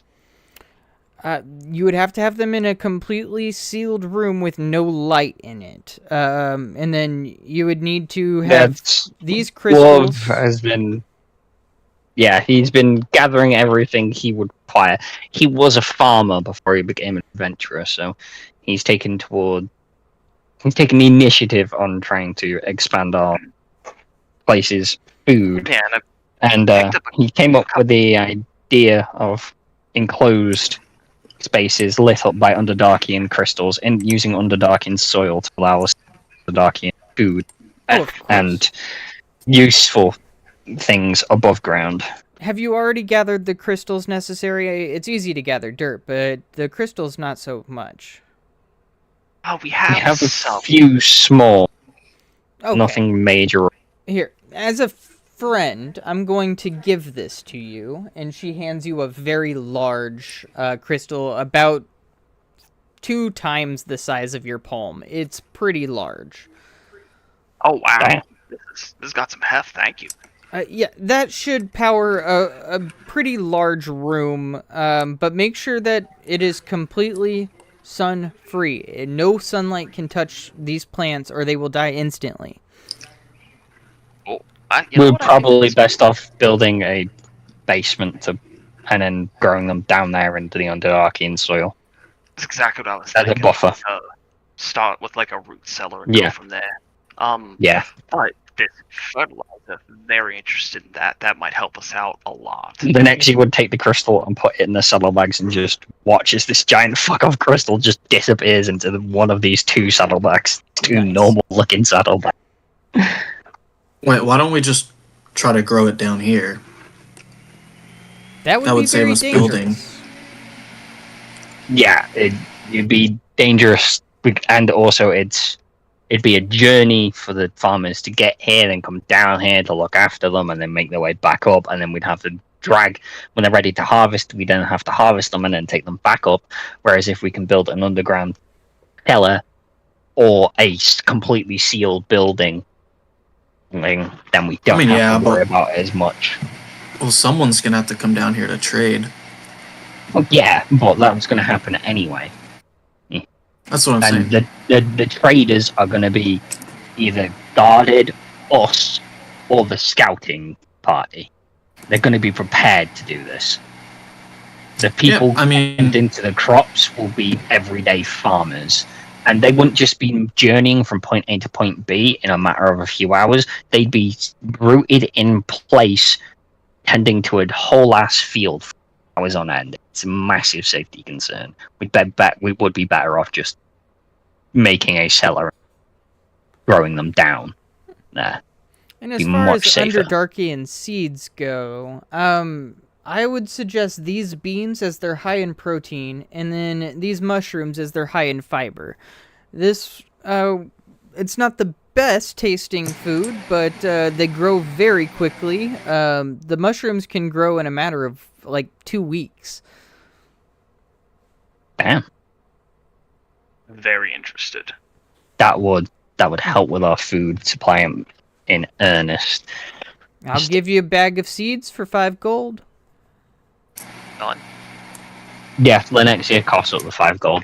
You paid for the languages, so Lenexia will off up for your seeds. I appreciate it.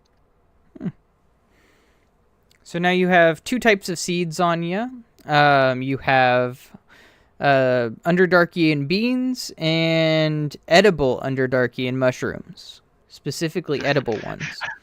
Edible ones, yeah. Very big distinction. Very big distinction, yes. All right. Well, oh, and the fertilizer. Yes. Oh, yes, the fertilizer I can give you for 10 gold for a bottle. The bottle will cover about 1 field. We Whole currently field. have How many what, bottles? 3 fields. We've got Oh. 8 fields.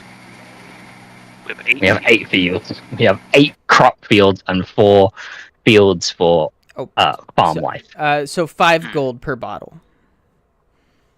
5 gold per bottle. We could. Yeah, I'd pay 5 gold for a bottle. Yeah, definitely 5 gold for a bottle. That covers 1 field. We could get 1 for each field, and then we could get 2 more for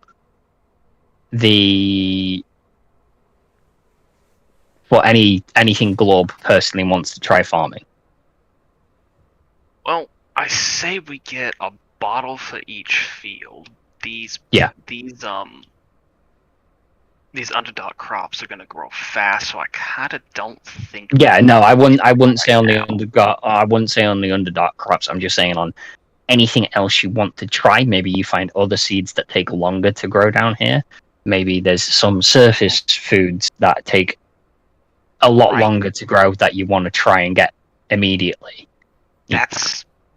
Honestly, I'm okay with that being a down the road thing. I'm more Yeah, interested I'm in just bring off stocks if right we now. just get the 8 now, and then you've got 2 for anything you want to personally do later. Because I mean, I know you still want to be a farmer. Even Fair if you enough. can't do it as your job, it can be a great hobby. And Yeah. plus, you wouldn't be around as with this being your job, cutting the I don't know if- time down to 1/4 So you want to would spend? allow you to So you want to spend I was gonna 50 say, perform your gold? hobby. At 5 gold a bottle. 5 gold a bottle. So 5 you're gold gonna a bottle. cover all the fields. To cover But do all we know the if fields, our it would be crops 40. grow in this? And then 2 more for Globe, for Yeah. whatever Globe wishes to use. Okay, 'Cause so that would be 50. that way, also, yeah, and then cutting the time down to 70, cutting the time down to 25% also means you wouldn't have to be around as often for any of your personal plants. So you wouldn't have to worry about them dying as often or as much while you're out doing all this shit. Yeah. Well, I just keep those 2 bottles in reserve right now. If I find something Yeah. personal, I mean, use it they're for you. They're for you to use whenever you. I know Globe is a farmer. He likes doing it. So who's forking up the 50 gold? I'll pay half. down to 25. I just. So do we know that our food will grow in this soil? Because don't we have surface stuff to grow too? Well, Yeah, we our already, surface- we already have fields. surface fields. So we have our 8 surface fields. stuff is already in the field. Yeah. Well, no, as in, I think, So I thought you were gonna cover the fields. Wait, excuse me, you're asking if this fertilizer will work on surface crops, because that's a very good question. I was asking that, and also like you wanted to cover all of our fields with it. Right. But if we cover the fields and our food doesn't grow in it, like we might not want to get that many to like fill up all our fields. Well, yeah. She will confirm that this will grow. This will help your fields grow above ground as well as underground. Oh, Okay, that's all I wanted to know. Yep. No, very I will. Thank you. I will. Once we get that, I don't think there's anything else we want from here. Is there? I don't think so. No, I think we wanted to go back and trade Well, the the- honey for gold though. Yeah. For trade the honey for the 600. On the way over, I will say to Glob and the Scoops in common, because that if with the trade with the honey, if we can trade for that quite commonly, we'll be able to like mass produce food in a quarter of the time, and then we will be able to send mass tributes back to the capital. How good of that will make us look amazing in the king's eyes. That could easily that could easily off tilt. More or less single-handedly solving the famine could easily off tilt the anger he felt at the community for offing the old noble. I mean, I'm all for sucking up to the king. Oh, it's not a bad plan. Plus, Plus, it will then also mean we won't. Hopefully, with it working, we will not have to starve through the winter, and it will then also mean we are more than capable of making things like cakes, sweets, whatever, and bringing more things right down here to trade, and bringing food and other variety to other places to trade with them. Because I know Natsu would definitely trade for food, fruit, vegetables, anything like that, because it's desolate down there. They can't grow anything. Yeah. It would open trade massively. It would put us in great favor with the king. So as long as we can trade consistently, 250 gold per jar of honey get to, and they bring back, say, 250 golds worth of them on like the first couple of journeys. Maybe just the first journey, just straight trade the honey for the fertilizer. It'd help the kingdom, it'd help us dramatically. Plus, turning up with fertilizer that will make our crops grow in a quarter of the time would make us would also help us in our standing and make us look brilliant and competent. It would definitely settle that we are useful people to the newly appointed Duchess, who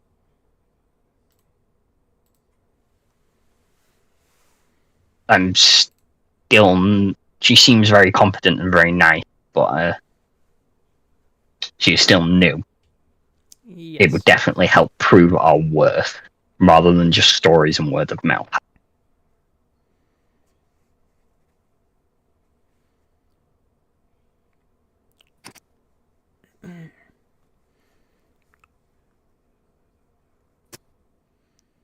So, how do we want to play and- this? Are we going back to the blacksmith and gonna try to do the trade for the 600?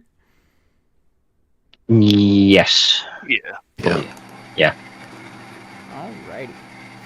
So you guys go to enter the blacksmith's, but the door is locked. Oh, he did say he was going to crash. Yeah. Yeah, he did say he was going to crash. You can certainly we'll try come back- he knocking said to come see if back the daughter tomorrow. will open. No, I feel don't bad. know. I'd feel bad and try and pressure a kid into making the purchase, Okay. Yeah. especially without her father around, without a parent. Feel bad. I think we agree. on And that. also, she had a little dollop too, and she's much smaller, so she's crashed probably twice as hard. Good call. Okie dokie. So, you guys are We we can headed go back to check the out inn? the.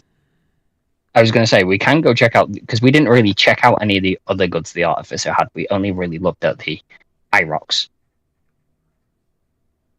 And we didn't give him a sample.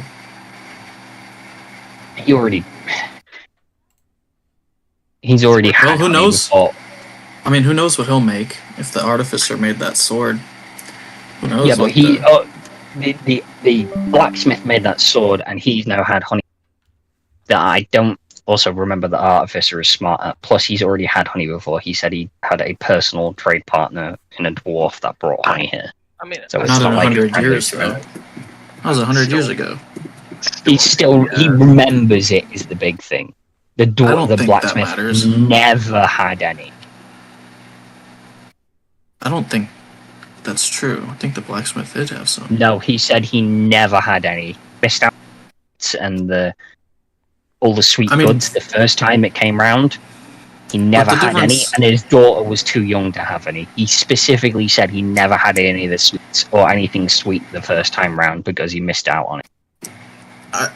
I just think that 100 years without it is the same thing as not having it. I mean, really. Not really, not for a race that lives that long and can. I suppose. Yeah, not for a race that lives that long, where the lifespan is that long. What do you like so against giving tiny dollops, like a fingertip's worth of honey? Like, what's your problem with that? Well, like I said, it's a tiny, minuscule amount, but looking at it in the big picture, if half a jar is worth 250 gold, a tiny, minuscule amount of that is still like 10 silver pieces. I don't think that really matters right now. I mean, if you wanna sell stuff, you gotta sell stuff. You know, you can't just have to it. It'd be one thing on the surface where you may get, if it was a brilliant jar of honey, you may get 10 gold for an entire ass jar. It's but worth more down here.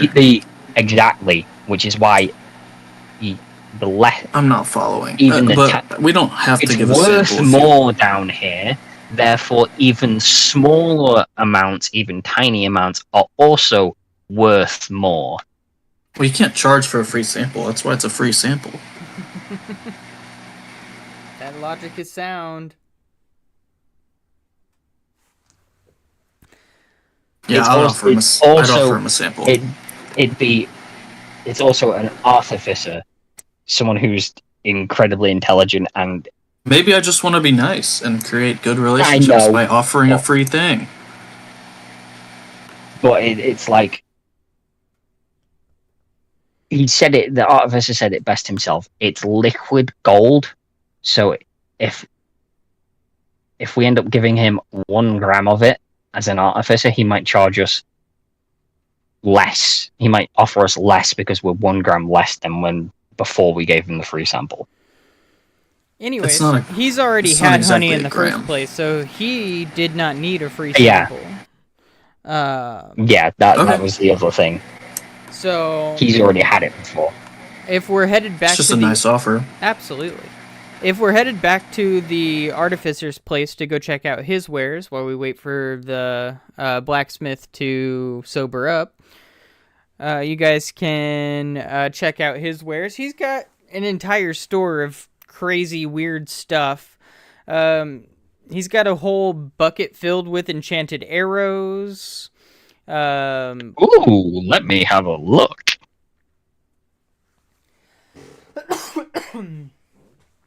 You have... Well, there are 3 types of arrows that you can get. They're all rather weird. The first one is the Arrow of Celebration, which is basically an arrow tipped with an enchanted noisemaker. So that you can hear it within 30 feet, and it will make noise through the air and once it lands. So it's kind of a warning signal. Then you have the Arrow of Displacement. When it is fired, the arrow strikes something. The archer is teleported to wherever the arrow lands. Ooh, I like that. Then you have the Arrow of Yondu. It does not require a bow to use. When the user holds this arrow aloft and whistles... Yes, you know exactly what this is. You motherfucker, I know exactly what that arrow does. Because of the players can't see my stream, I have a picture of Yondu to my right. So it's literally just, what is it, like an arrow that I just control telepathically, and... Basically, it is controlled by your whistle, yes. Yeah. And then, what is it? How much damage is it? When the user holds this arrow aloft and whistles, the arrow flies through the target, ignoring AC, to do 1d6 piercing damage. The user continues to roll a d20 wisdom saving throw, and for every consecutive roll above 15, the arrow shoots through another target the same way. On a failure, the arrow returns to the user's hand and cannot be used again until after a long rest. Oh shit, so I hold it up, I whistle, and then every time I roll a wisdom check over 15, it hits an additional target. Yes. Can it hit the same target twice? Yes. Okay. That's actually kind of cool. How much are they both, the Arrow of Displacement and the Arrow of Yondu? The Arrow of Displacement, each one you buy is going to cost you 100 gold. The Arrow of Yondu is going to cost you 150 gold. Fuck, okay. If you're looking for other items in this crazy place... blah,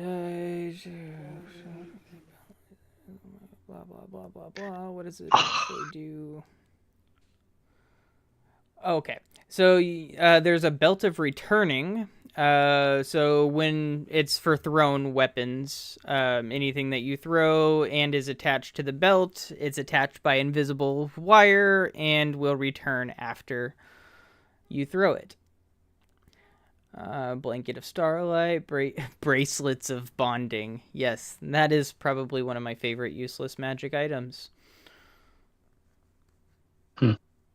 Bracelets of bonding are two sets of bracelets that, when one is broken, the other one breaks. It is made for people going off to war.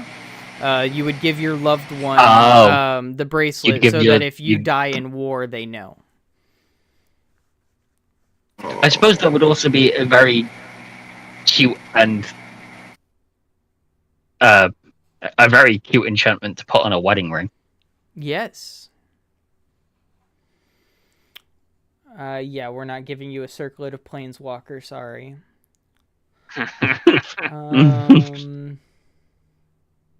Not like we could fucking afford it, even if you did have one. That is true.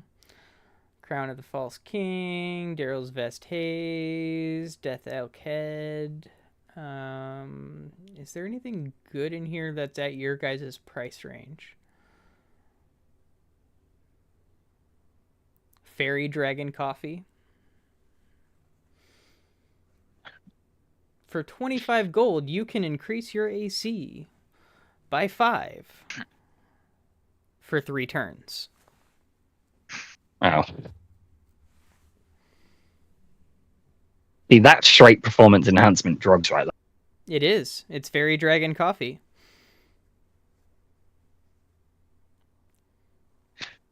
And I don't not like it, but I don't really need it. I don't think. Do you want some gloves of the Mage Hand for 50 gold? I do already know Mage Hand. Well, this Mage Hand does 1d6 damage. Oh. It can punch things. How much is that? 50 gold. Okay. I think I might be holding out for one of those guys' enchanted shovels in that one town. Okay. What about a jar of bees? Wait. Hold on. Can you just make honey with that? Technically, yes, but this jar of bees is made to be thrown. It is a thrown weapon that does 1d6 piercing damage and continues over the course of 3 turns. Okay. As funny as that is, To be fair, the jar repairs itself after those 3 turns and returns to your pocket, but can't be used until the bees regenerate after 24 hours. Oh, really? Okay. And wait, how much damage? Infinite use bee grenade that you right? How much damage? It's 1d6 damage over the course of 3 rounds. So basically, it's a swarm of bees. Wait. Do the bees the bees regenerate in the thing? But do the bees that are released stay around, or do they magically disappear?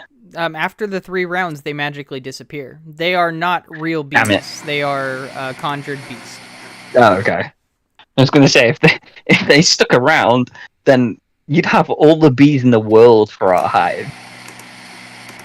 Produce more honey. Unfortunately, that's not how it worked. Okay. What about the Pan of Nostalgia? You can anything you cook in this will make you feel like you've had a hero's feast. Oh. Feel like, or actually have the effects of a hero's feast? It adds 1d10 temporary hit points for on a hold on. Pan frying, the lid materializes cooked food, breakfast platter once per day and exposed to flame. Adds 1d10 temporary hit points until a long rest.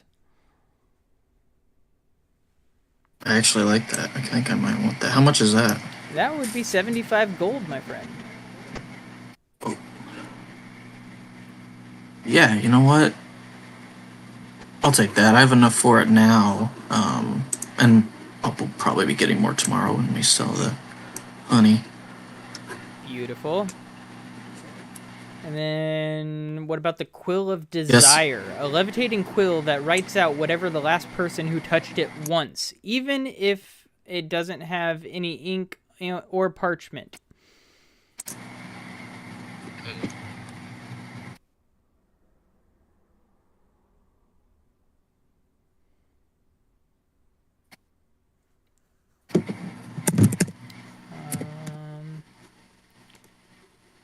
Ring of Kinetic Storage. Yeah, I'm not giving that to you.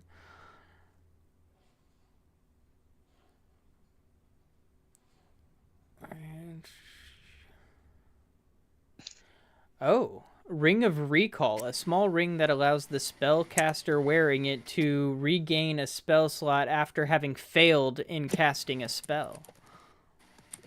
Ooh. Okay. Like, what does it mean by fail? Like if it you- gets countered? Not Like, if necessarily. you- or- If you miss the roll. Yeah, if you say you cast a Eldritch say you Blast. cast a whole Eldritch person, Blast. but the person succeeds the save, then that classifies as a failed spell. So you'd be able to get the spell slot back for it.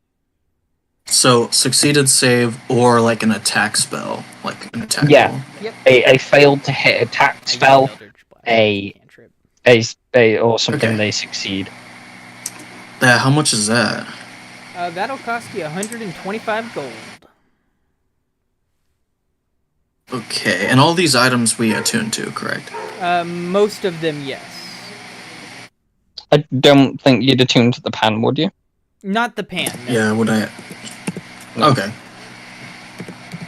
Yeah, that seems like a wondrous item, something which it are is usually a something you wondrous don't. item. Yeah, wondrous items are usually things that you don't have to attune to get the And effect of. one I stole from a homebrew website. Yeah, I think I'll come back for that spell one tomorrow once I've acquired more gold. Okie dokie. are there any bows? Are there any arrows? At least that I could afford. Bows. I haven't seen anything that you can afford yet. Oh, damn it. Okay. Yeah, nothing less than 300 on these bows, unfortunately. Well, I can afford. Well, not right now, but if we get the gold tomorrow, I could afford 300. I could afford 400 if we get the tomorrow. Okay. If you wanted to pass up on your arrow of displacement, there is hold on, it's a callback. I just don't remember what it's called. What's Callum's bow's name?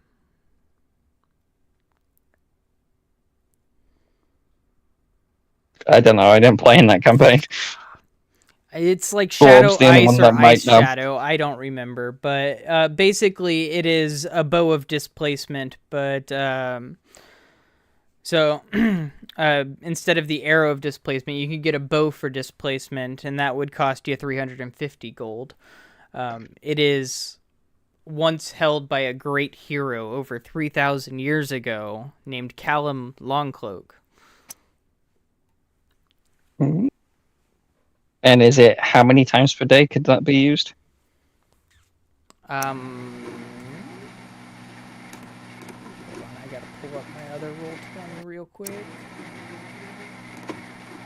My games. Because for some reason it didn't transfer over. Oh, that's why. Gotta restore the game. My goodness. I mean, to be fair, it's been Literal years since it was last opened. Yeah, that's probably fair.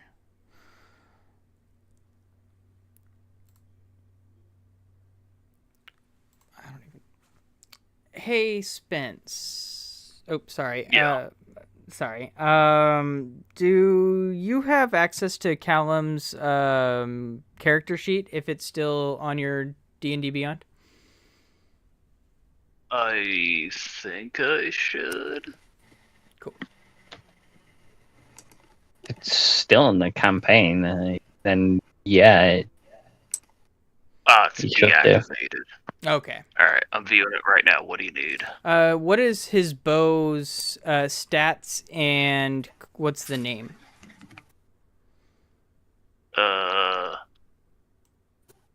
It is the Oaths short bow.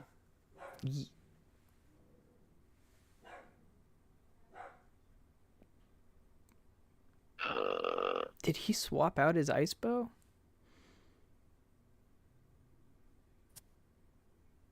Yeah, because I'm not seeing an ice bow on here. Okie dokie. He might have swapped it out towards the end of the campaign or when we did the level 21 shot. I don't remember. But that's okay. Anyways, we're calling this bow Shadow. Shadow of Ice. It is Callum Longcloak's old bow. It does an extra 1d10 in ice damage, and you can teleport to wherever it hits without limits. Oh wow! Yeah. Dang. So it deals how much extra ice damage? 1d10. 1d10. Is it a longbow or a short bow? It is a longbow. Damn. Okay. Yes. It is a very rare treasure I'm happy to pass down. Oof. Not sure how Yeah, Callum upon would feel getting that about his bow being in a random store, but it's not even in Upon his character. getting that, I think that's a great hook of just like, it's a super awesome bow, and then you go to some place that like Callum's still known. They're just like, you have this treasure. So yeah, I definitely get that Okay. once I get the gold. Cool. Yeah. So you guys, if we're good for the night, you guys can crash in the camp. Yep. Cool. You guys can, or not the camp, but the inn. You got a very nice Inn. room set aside for you by the elder. It's more of a suite than a room, so you have like a living area. There are 3 separate bedrooms, and then you have a full kitchen dining area if you would prefer to cook yourself. Otherwise, there is what would be considered a restaurant down in the lobby. Okay. Eating at the restaurant would probably make the most sense. Okay. Because we don't have ingredients to cook anything. We just have fucking ration. True. So yeah, you guys can get And a this nice could be fancy meal. this could be our only chance to actually get a meal. I'm gonna use my frying pan. Okay. I mean, yeah, we're going to sleep after the meal, so Yeah, no, if you use But yeah, your you can frying use pan, it. a Wait, wonderful meal No, appears. I thought you were talking about breakfast. Sorry, I'm gonna use it during breakfast. Oh, okay. yeah, during breakfast would make sense. 'Cause Yeah. then we'd have the HP, we'd have the temp HP for the rest of the day. Yeah. So basically, you have somewhat. It's a weaker version of the Heroes Feast. Hero's Feast. Yes, thank you. Okay. So what does it do exactly? It gives you It's a D10. 1d10 temporary hit points until your next long rest. Is that for anyone that eats it, or is Anyone that it eats only it. a meal for one? Okay. Perfect. And it can serve a party of 5. So just so you're aware. Awesome. All right, but I do Damn, think a this is party of gonna. 5. Yeah, I do think this is gonna be a good place to wrap up for the week. Next week we will get into trying to wake up a groggy deep gnome and figure out where to go from there. Anything you guys want to say before we kick it off, or before I drop the stream? No. All right. Everyone, you have a wonderful rest of your night. Thank you for watching. Very low viewers tonight because of I took the last 2 weeks off, so without consistency we lose viewers, but that is quite okay. We'll build them back up.